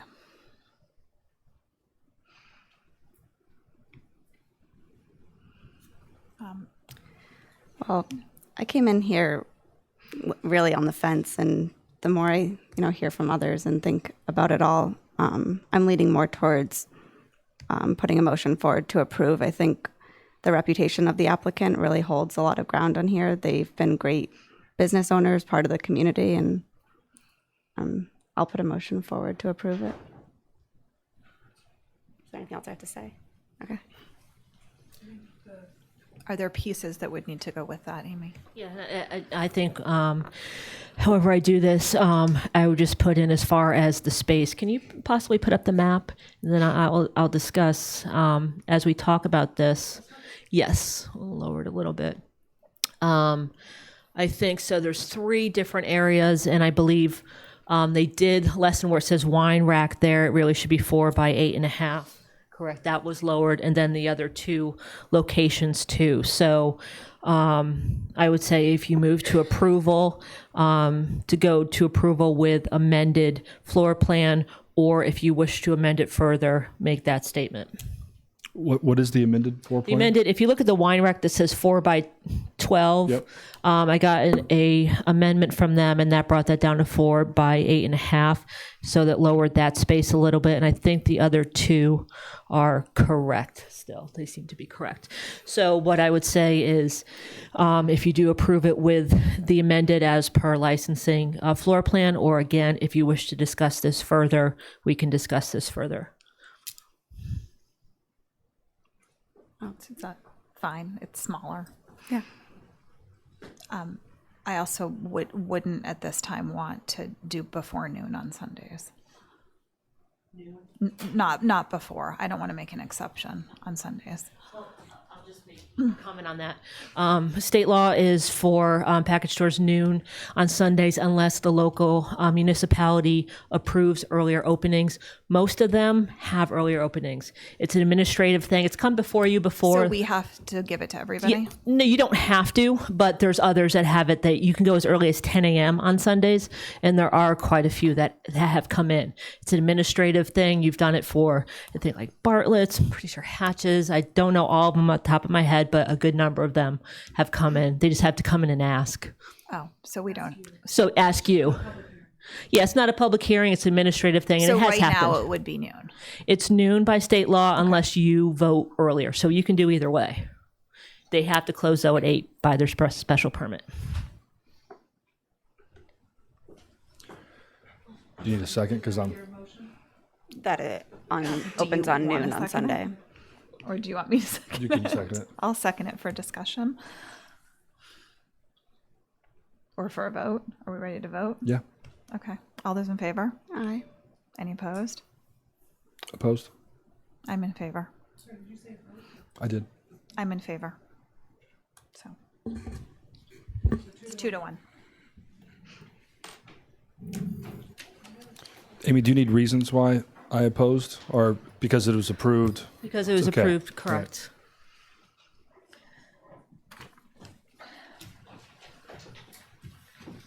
It was a good discussion. You guys, other findings? Do you guys need? You know, Yeah. I'll next open the public hearing for a new entertainment license for Nantucket Admiralty Association. Okay, so this is, and thanks to them as well, working with us to bring them up into compliance. It's looking to license the establishment for entertainment. It's still club members, and they have the occasional event with some live music. So we've put in here that nothing past 10 p.m. If they were to do anything past 10 p.m., like everyone else would have to come in and ask for it. If they have a live band indoors, we would just ask for if fire requires inspections or any sort of setup. But it's a club for some basic club functions. And this allows us for inspections and to keep them in compliance. So that is what this is. Any questions? Not? It's a public hearing. Is there anyone wishing to speak? It's hard to stand up if you've been sitting for a while. Old age. Woody Lindley. I'm the Commodore out there and also the bar manager. The reason we need the entertainment license is to be compliant with the liquor license, which I think they've had since, well, the place was from 1937 on. I don't know when they started getting liquor licenses, but early. We don't rent the club out of house, so to speak. It's all club, sponsored functions. And in the last 30 years, we've maybe had 5 or 6 live bands and maybe 5 or 6 DJ bands. So it's not going to rock the neighborhood. And 6 or 7 of the neighbors are club members. I don't know, we just want to be in compliance, basically. Any questions? Nope. It's a public hearing. Is there anyone else here wishing to speak on this? Hearing none, I'll close the public hearing. Motion to approve the entertainment license? second. All those in favor? Aye. Any opposed? Motion carries unanimously. Thank you.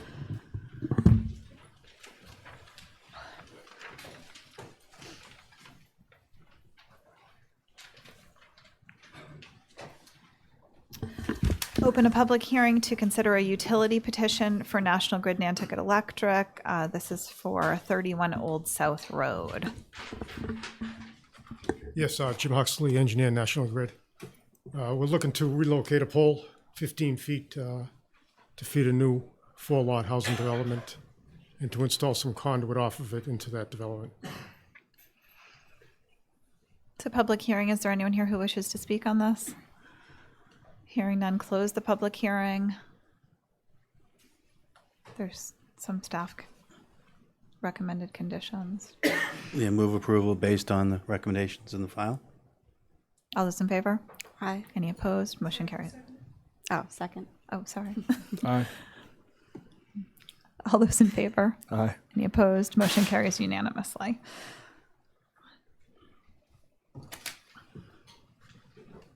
Next, we have a public hearing to consider a utility petition for 1 Westchester, or no, I'm sorry, pole number 1, 8 Gull Island Lane. I'll open the public hearing. Yes, we're looking to install a electric handhold to base of pole number 1. We have an illegal service at Gull Island Lane, and we're looking to feed it from that pole on Westchester Street. It's a public hearing. Is there anyone wishing to speak on this? Close the public hearing. I have a question. What makes it an illegal service? Is it, do they It's not have costing permission? somebody, he's being fed off Lily Street, and there's no easements or anything, just a pole line that's, And that's probably from 50 years ago, is it?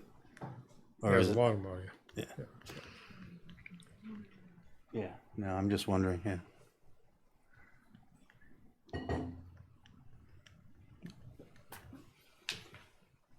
Move approval based on the recommendations. Second. All those in favor? Aye. Aye. Any opposed? Motion carries unanimously. That one said extreme caution, so that makes me. It stands out. Next, we have a utility petition for 3 Parker Lane. We'll open the public hearing. Yes, we're looking to install 50 feet of conduit. I think they actually gave you the wrong plan.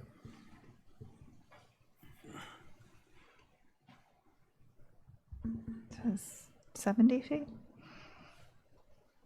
Yeah, it should be 70 feet. I think they gave you the wrong plan. But we're looking to install 70 feet of conduit and one handle.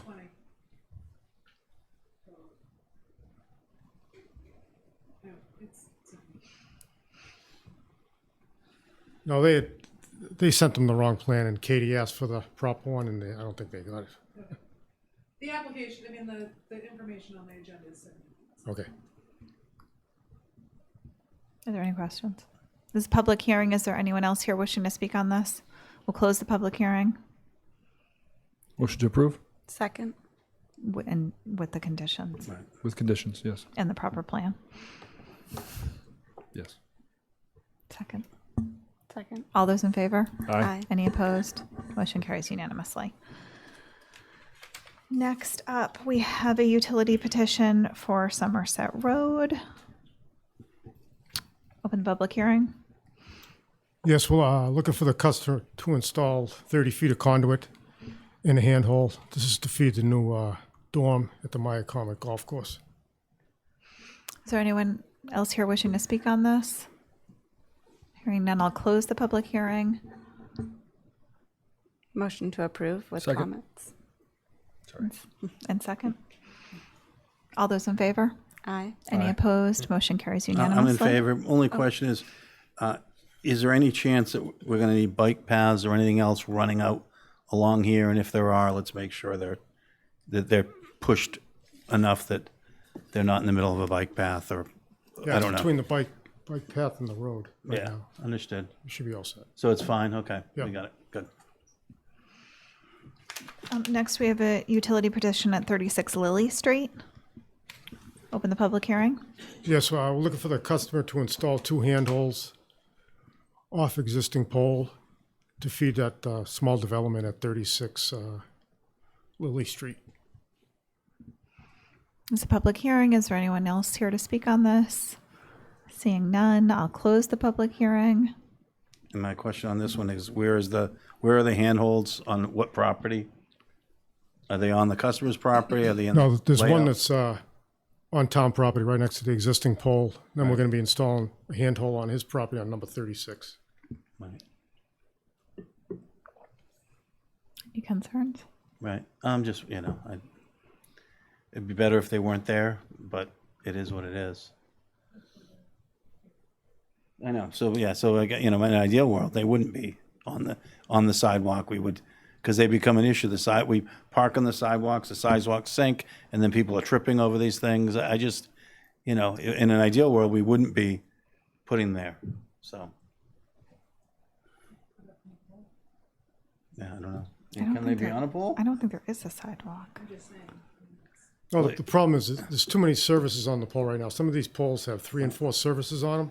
Right. So we put the handhold at the base of the pole and only have one pipe going up the pole. It removes all the other pipes. You just can't fit any more equipment on the poles. Yeah, and I don't know that people. Is there? I don't think is there's it a sidewalk. On the, is there a? Not on this side. There isn't. There's not a sidewalk on that section of Lily Street at all. So, to Center Yeah. Street. So we're Yeah, further down. it's the like other right end. at the beginning is the Oh, only okay. section of sidewalk on Lily. Yeah, I'm just bringing it up because we vote these things and we don't talk about it or think about it, and then you look a few years later and they're they're an issue, and then you're never going to get rid of them. So as we've seen, it's very difficult to ask it to change. So Is there a motion? Motion to approve with the comments from the sewer department. Second. All those in favor? Aye. Aye. Any opposed? I'll oppose this. It's fine. Okay. 3-1. All set? Thanks. Thank you. Town managers report. we have some budget reports tonight. We do, and we would actually like to, if the board can agree, table the Island Home Enterprise Fund review to at least next week. That's fine.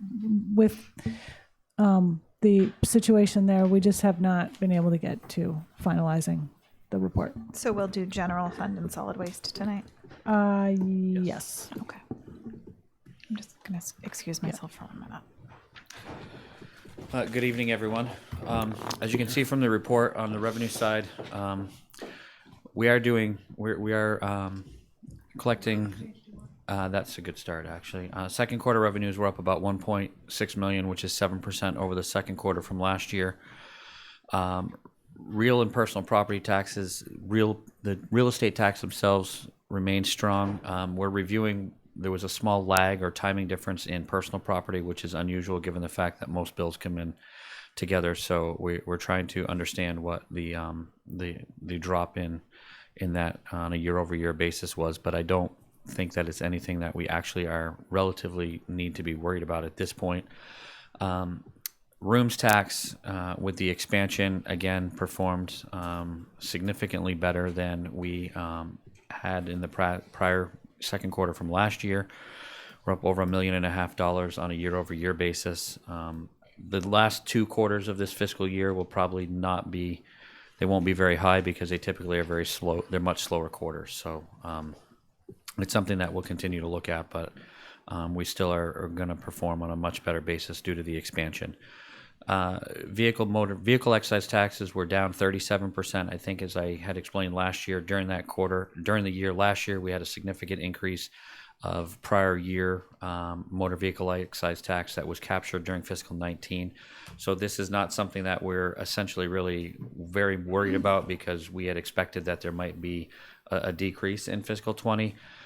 We'll be paying very close attention to the third quarter because in January, late January, early February, when we have the first commitment, what's known as commitment number 1 in calendar year 20, it's always the largest commitment. It's usually around $2 million or $2.2 million. So that will be a real good indicator or barometer of how we're gonna finish the year in motor vehicle excise tax.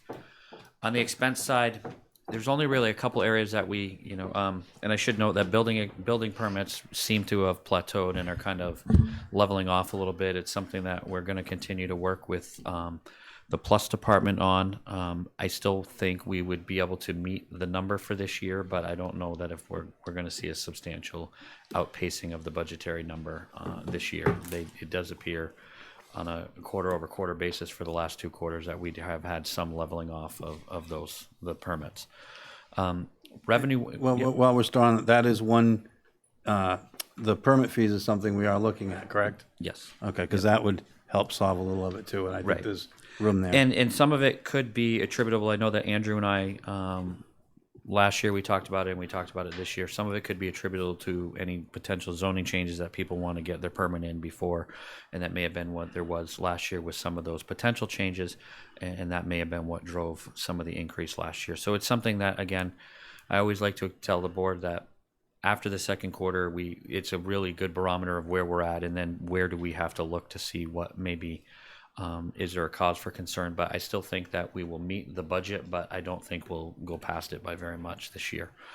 On the expense side, group insurance is up about 11%. Some of that is attributable to the rating increase that we had.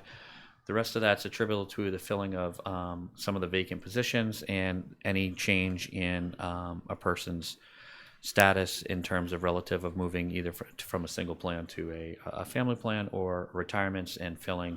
Obviously, when we have a retirement, if the person has been vested in the retirement system and they're eligible for insurance, when we backfill the position, that position is also potentially eligible for insurance.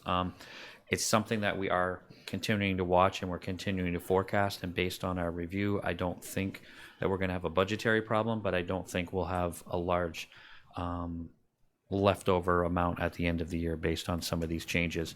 General insurance is up $252,000, but we have paid pretty much substantially all of the bills relative to the insurances, with the exception of a remaining 2 payments for our auto policy. So I think that that's going to be will be okay in that respect there. All the other departments are we work very closely with, and I think we're all in line with expected expenditures based on their plans. And what percent of the budget is insurance, is medical insurance? Well, it's 13. We have a $13 million budget out of a $90 million budget, so it's about 11 or 12% 11 or total. 12, Yeah. so 11 or 12 going up 11 or 12. Yeah. Is, what is that, 12 12 is 144, 11 11's 130, 132, 132. So yeah. So you point 1.3% of our increase is that right off the bat. So when we're thinking about it, when we're talking about it, it's 1.3, at that rate. So That's a fair amount when you're, thinking about those numbers. It's half of the 2.5 that we have, a little more. And overall, again, we continue to work with every department and sending them open PO reports and year-to-date expenditure reports, so we can work with them, and if there's any anomalies, we can work to sort them out as we move forward. So again, I think there are a couple areas that we're watching on the revenue side.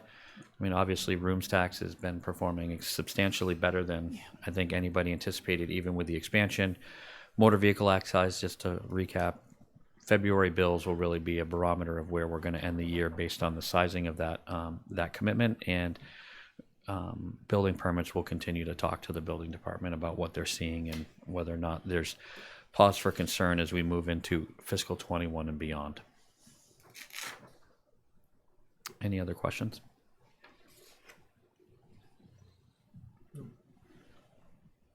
Okay, thank you. Great, thanks. Thanks, Brian.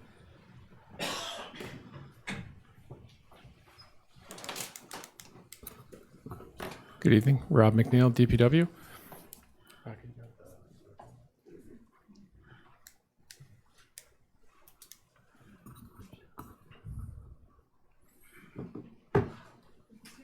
No, you keep going, please. Thank you. Keep going. Right, next one. Yeah. Quarter two was down about 8% for revenues for the same quarter last year. And basically the highlights are simply that that represents 14% of the overall budget. The tipping fees were down 4%, just based on lower volumes being processed at the landfill. Landfill fees collected are down most significantly, the 92% compared to last year, just based on the revenues collected won't be posted until quarter three.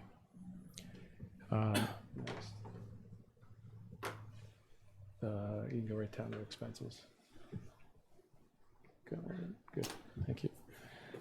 For expenses, total expenditures for the first quarter, this quarter here, were 13% more in quarter two and represented 42% of the budget.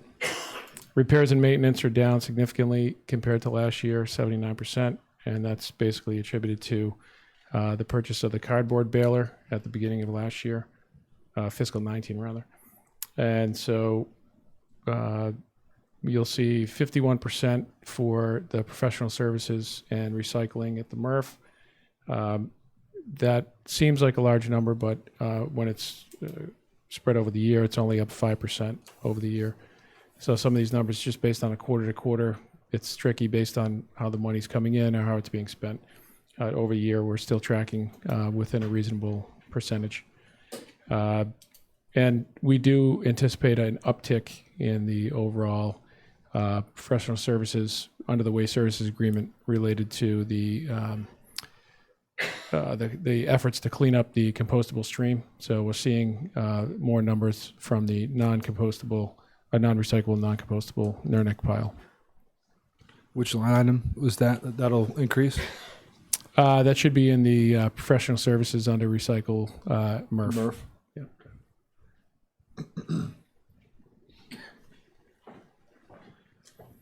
That's about it. Any questions? Okay. Thank you very much. Thank you.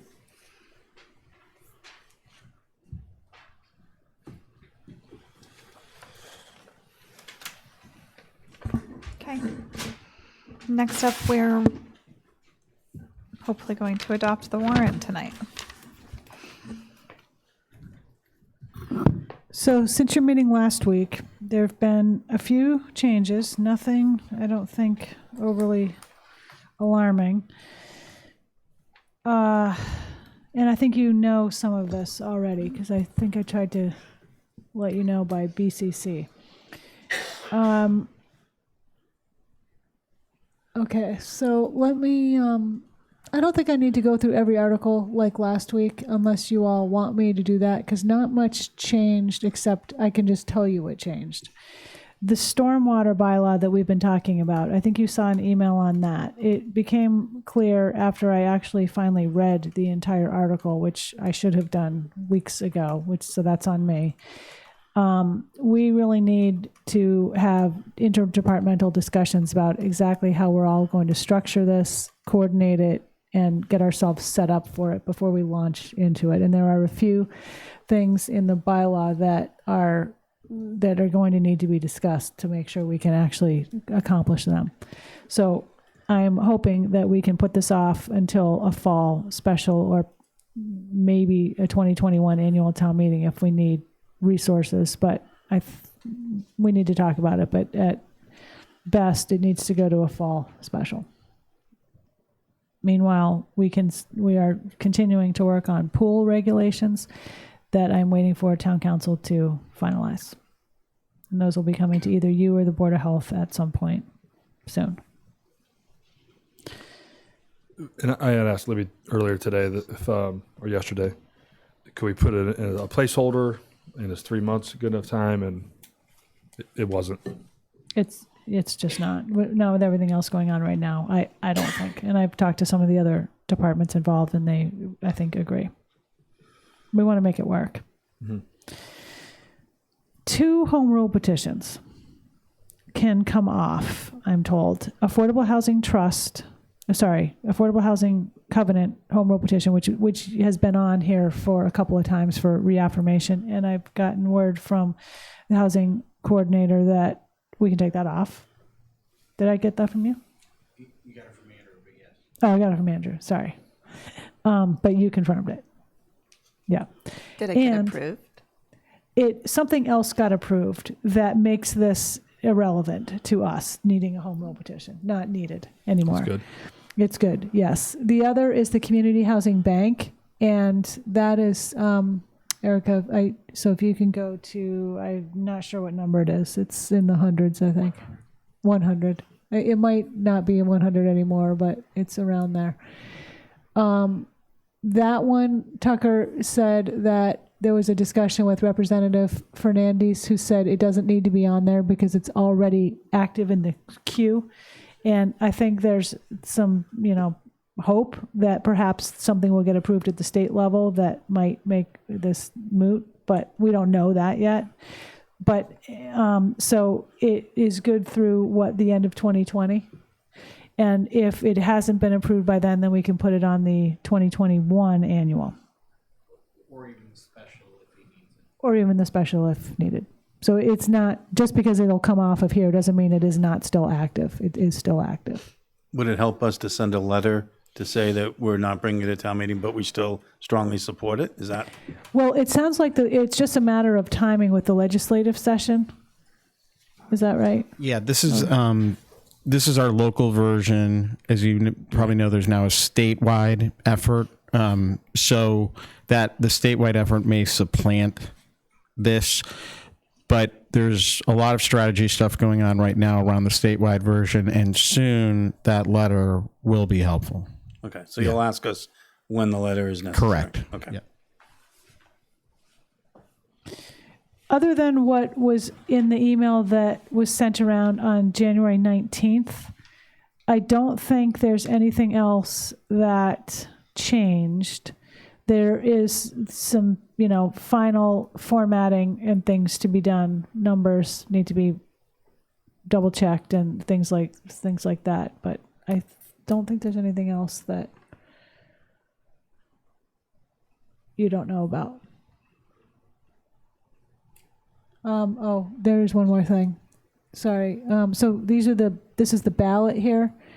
So you've already seen these questions, but Erica, go to the end of it because the government study article, non-binding ballot questions changed a bit.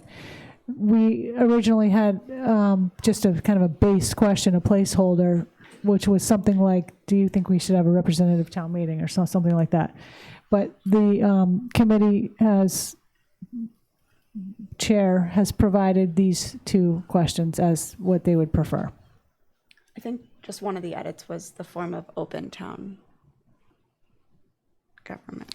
Are you satisfied with that current form of open? What is this supposed to be? I think it was open town meeting. Yeah, Oh. actually label the form of the government so people know what it's called. Oh, so it should say, are you satisfied with our current form of open town meeting? Yes, I'm pulling Okay. it up right now. Open town meeting form of government. Are you satisfied with our current open town meeting form of town government? we can Okay. take the second town out. Okay. There you go. Yes. Okay. Can you get that? That makes sense. Yep. You don't have 2 or 3 towns in there. Good. So if everybody's okay with it, and it would be good if you voted to adopt it tonight, and then we will finalize the formatting, nothing substantive, and it will get to the INM for publication in next week's paper? The plan is that it'll all be finalized tomorrow. It'll get sent out, it'll get put on the website, and it'll get sent to the newspaper for publication next week as an insert. Yep, and we'll do a little social media blast when it's available on the website, which will be in advance of it being in the paper next week. But you guys will get the regular email with the big group that'll have it and the link. I think this is a lot better question than the original question. I think it gets to the heart of it. It's not, it's not leading to, well, the other one I think would have just got a flat out no, and it's not really, this is going to get us a little bit of information. The other thing is Ian's article was at N, which was data collection. He'd like to withdraw that, but isn't going to get the names. So I would like to place that sort of at the end of the meeting, not have it next to the 2 other bike articles, so that, I think we should just put it at the end, put a negative recommendation on it. FinCom's going to negatively recommend it. So you would like to reorder them articles? I'd like to reorder this. When's the last chance to do that? Is that tonight? Right now. Oh, well then can we put that at the end? I got it in time? Yes, it messes up my order, but yes. It does mess you up can your put order. it I'd at like the to take end. N and just put it at the end, wherever you feel necessary. Like the bitter end, because we Yeah, well, or it could be at the end. It could be at the bitter end, or it could be right before those. It doesn't matter. I don't want anywhere not near the other 2 bike articles. So you'll make it 118 Yeah, that's fine. or Yeah, 117 or I would say 118. So we'll move it those. right before the stabilization fund. Yeah. Okay. Yeah, and my rationale is just is have someone call that and then spend a lot of time talking about something that has a negative recommendation that doesn't really interact with the other 2 substantive articles about bicycles. And I think it could get us off to the bad start that we were on last year when we were trying to talk about it. People didn't even understand it. So I think you should move it before the insurance reimbursement account. Because it's at the end of citizen submitted stuff. Perfect. Yeah, that's fine. Just to be clear, when we said 118, it would be Yeah, because you're taking one away. before the Yeah. existing 118. So let's be clear on which Golding article it is. It's the one about data collection? Yes. Okay. Yeah. we had a good discussion at FinCom, where FinCom gave some great feedback of how to make this better, come back next year, and we listened, and Ian and Matt talked a lot, so it makes sense to try to downplay it a little bit, not talk about it. Yeah. Ian just didn't have the time to go and get all the signatures to pull it off. And that's what I learned. Or Erica taught me, because I asked, how do you get, withdraw an article? And if you want to completely withdraw it, you have to get all the same people who supported you to unsupport you. And so if you went and collected all your signatures and got a lot of extra, in case they're wrong, then you got to go find all those extra people and get them to unsupport you, which is quite a bit. And of they work. have to be certified by the clerk again. Yeah, and then get them certified. And so if they sign it wrong or do something wrong, so it's Which is what 2 people did. yeah, which is amazing. That's a lot of work. But I don't think I didn't realize it, and I think a lot of other people probably didn't realize the effort it takes to take it off the ballot once you put it in. Which is what is it, 15 signatures for 10. 10. But what is it? But everybody gets more than that. Yeah. Right, but what is it for a special town meeting? 100. 100. Something we should look at. This is the first withdrawal that I've had since Probably. I've been here. Yeah, I mean, I can. Make it maybe pulling that together a little bit. Like 100's a lot. What do you mean? pull For it special together? town meeting, and annual town meeting, it's 10. It's required by law. It's a charter change, though, right? No. Mm-mm. It's State law. Oh, you can't make it more. You can't take it. You could certainly ask. Really? You could certainly ask, but I would advise that there is no reason why Nantucket is different from any other town that we have to have less signatures Or more. or more. It just seemed interesting that it was such a giant gap, 10 to 100. A special is a special. Right. It would make sense if they were Requires both 50 or special 30. effort. 200 if you want to call a special, right? Yes. 100 for an article. Or a certain percentage of the voters, whichever is less. Look how much we're learning this week. Math's learning. Okay, so with those changes, are we ready to set the warrant? So moved. Second. All those in favor? Aye. Any opposed? Motion carries unanimously. Madam Chair, just for reminder, when does the warrant come out with FinCom recommendations? Is that mid-February? No. Roughly. It is mid to end of March. Into March. Mid-ish March. The FinCom is scheduled to adopt motions, I believe, on or about Tuesday, March 3rd. Okay. The board will adopt any comments it may have on Wednesday, March 4th. And it goes to the printer and the mail place right after that. And then gets mailed out. It's supposed to be mailed out to the voters 7 days prior to town meeting. But it will, as soon as we are done with it, it'll get on the website. Okay. And we'll work on the guide and everything like that. So FinCom can't really dig into it until we ratify it and approve it, and then they start their process. Yeah, well, they've already started their process. Right. On Monday or Tuesday, I forget which, maybe it's Monday, I think we are going to go over this with them because they generally know of the town-sponsored articles, and they've already been reviewing the citizen articles quite extensively. But we'll go over this with them on Monday, and they've already started talking about. Okay. So I guess my question is, Talking about why do we have to get this done now? Why not a month from now or 2 more weeks? Well, there are deadlines for the ballot questions. Oh, okay.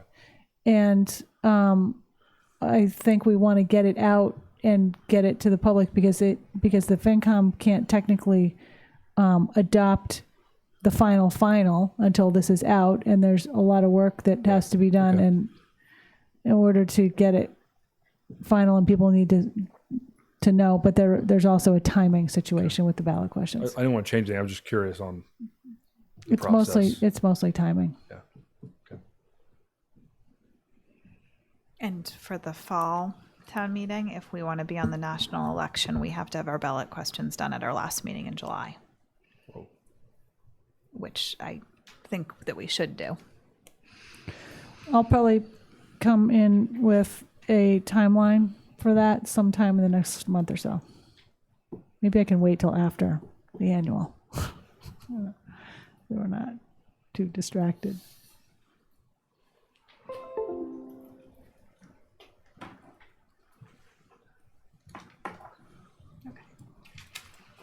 Committee reports. I just have a quick one. NCTV 18 had a board meeting last night, and next week's meeting will hopefully be getting the new license from Comcast with the new fee going up to 5%. Right. Couple things. Coastal Resiliency met a couple days ago again, working through the report that we received.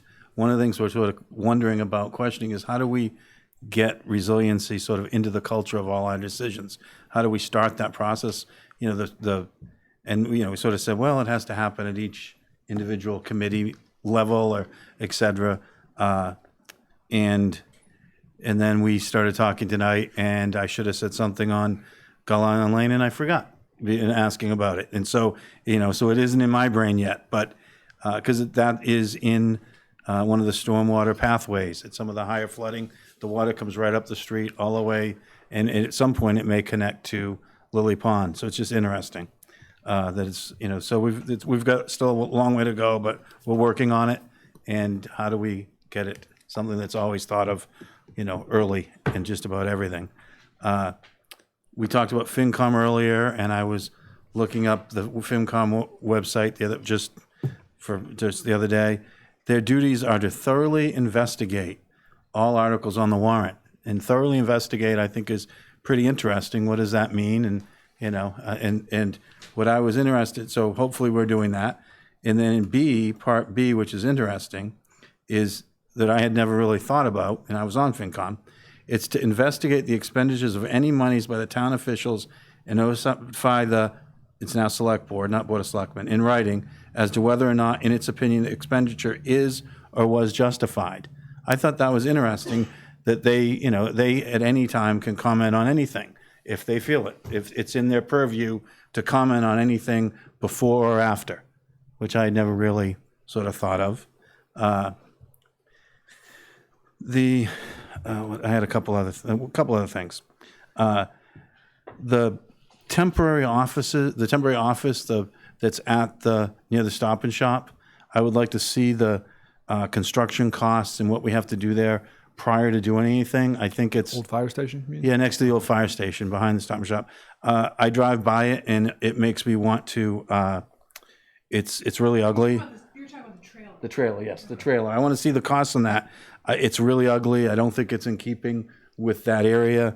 I know we may need it, but I hope it gives all of us some motivation to figure out what we need to do out here, because that is just not putting our best foot forward. But I would like to see the cost for the utilities and the other things prior, because maybe it's money we shouldn't spend. So I drove by that tonight, and a couple of times I've driven by it, I thought, God, that would never be approved by HGC or anybody, and we're putting it in the gateway.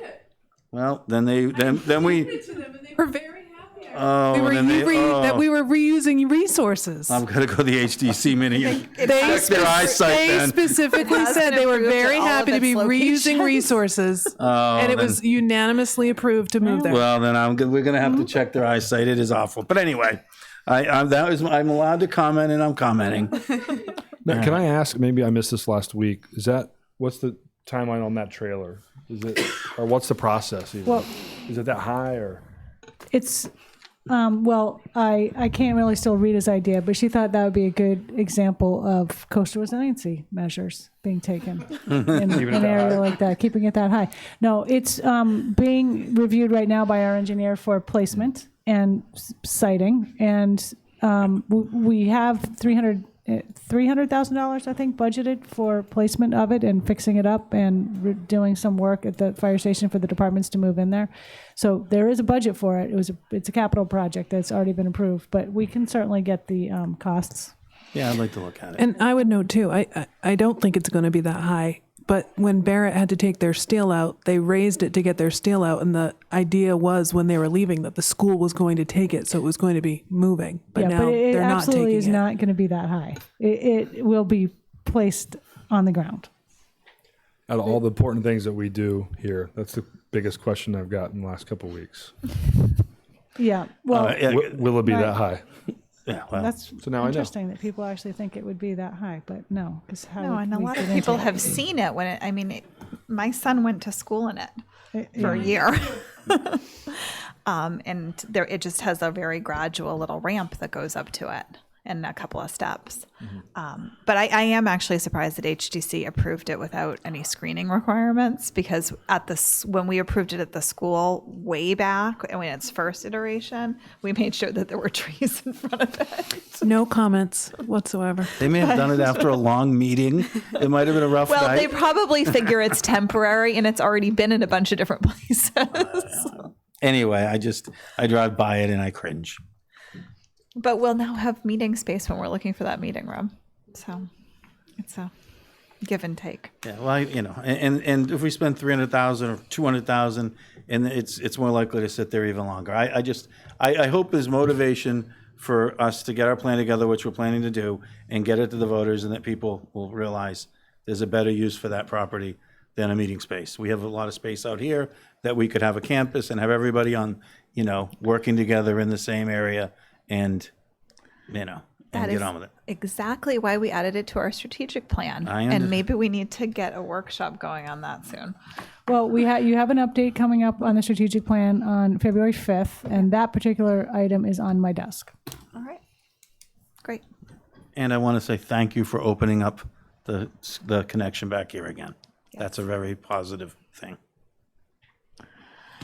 Do you have anything? We're continuing to meet on the senior center. That's, definitely a lot of moving parts there. Very focused on the two potential locations, trying to sort through a lot of pros and cons of each. And we're having another we're trying to schedule our next meeting of that work group in the next couple weeks. So there will be more coming, but we're not quite there yet. We had a Capcom meeting this week and finalizing the report. It's another really, really detailed, well-written report by, 6 months we've been meeting, but our chairman, Stephen Welch, does a really great job of digging into that. And so that should be done. We should be finalizing that tomorrow morning in a quick meeting, and then it'll be in the packet for next week. Mm-hmm. I asked if there's any way that we can get it out Thursday, if we can. Instead of digging through the packet, definitely take a look at it and look at a lot of the procedures and writings, and not just the numbers too, of why. We had a lot of discussion on Capcom's role, and it's what we talked about on Tuesday morning, and how does it fit into the FinCom process and the select board process, and so everybody feels comfortable with everything. And I think every year we're getting a little better. And Libby and I talked about this yesterday, trying to, what's the SIP thing called? The strategic, we talked about citizen warrant articles this year. Yeah. Call it the SIP. It's when 2 select board members, 2 FinCom, 2 Capcom members meet 3 or 4 times kind of in the off season of the process. This past year, we talked a lot about how do we get the best out of citizen warrant articles and help them give information ahead of time, so the process is easier. I think this next time it should be talking about the 3 boards and how does Capcom fit into all of this, and how do we the other thing we talked about was how do we streamline this so it's easy for the finance department to kind of plug the numbers for this big report. And right now it's kind of done by the volunteers, and how do we integrate that in with a new position coming down the road in the finance department, hopefully.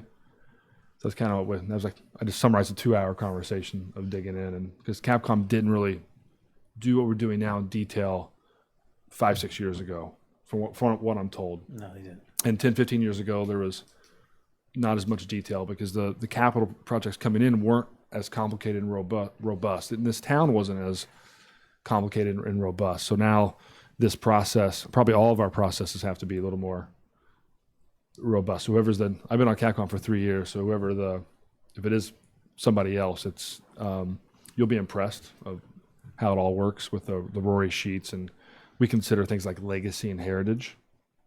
We're kind of looking at everything, so we look at community values with everything else. That's all I have.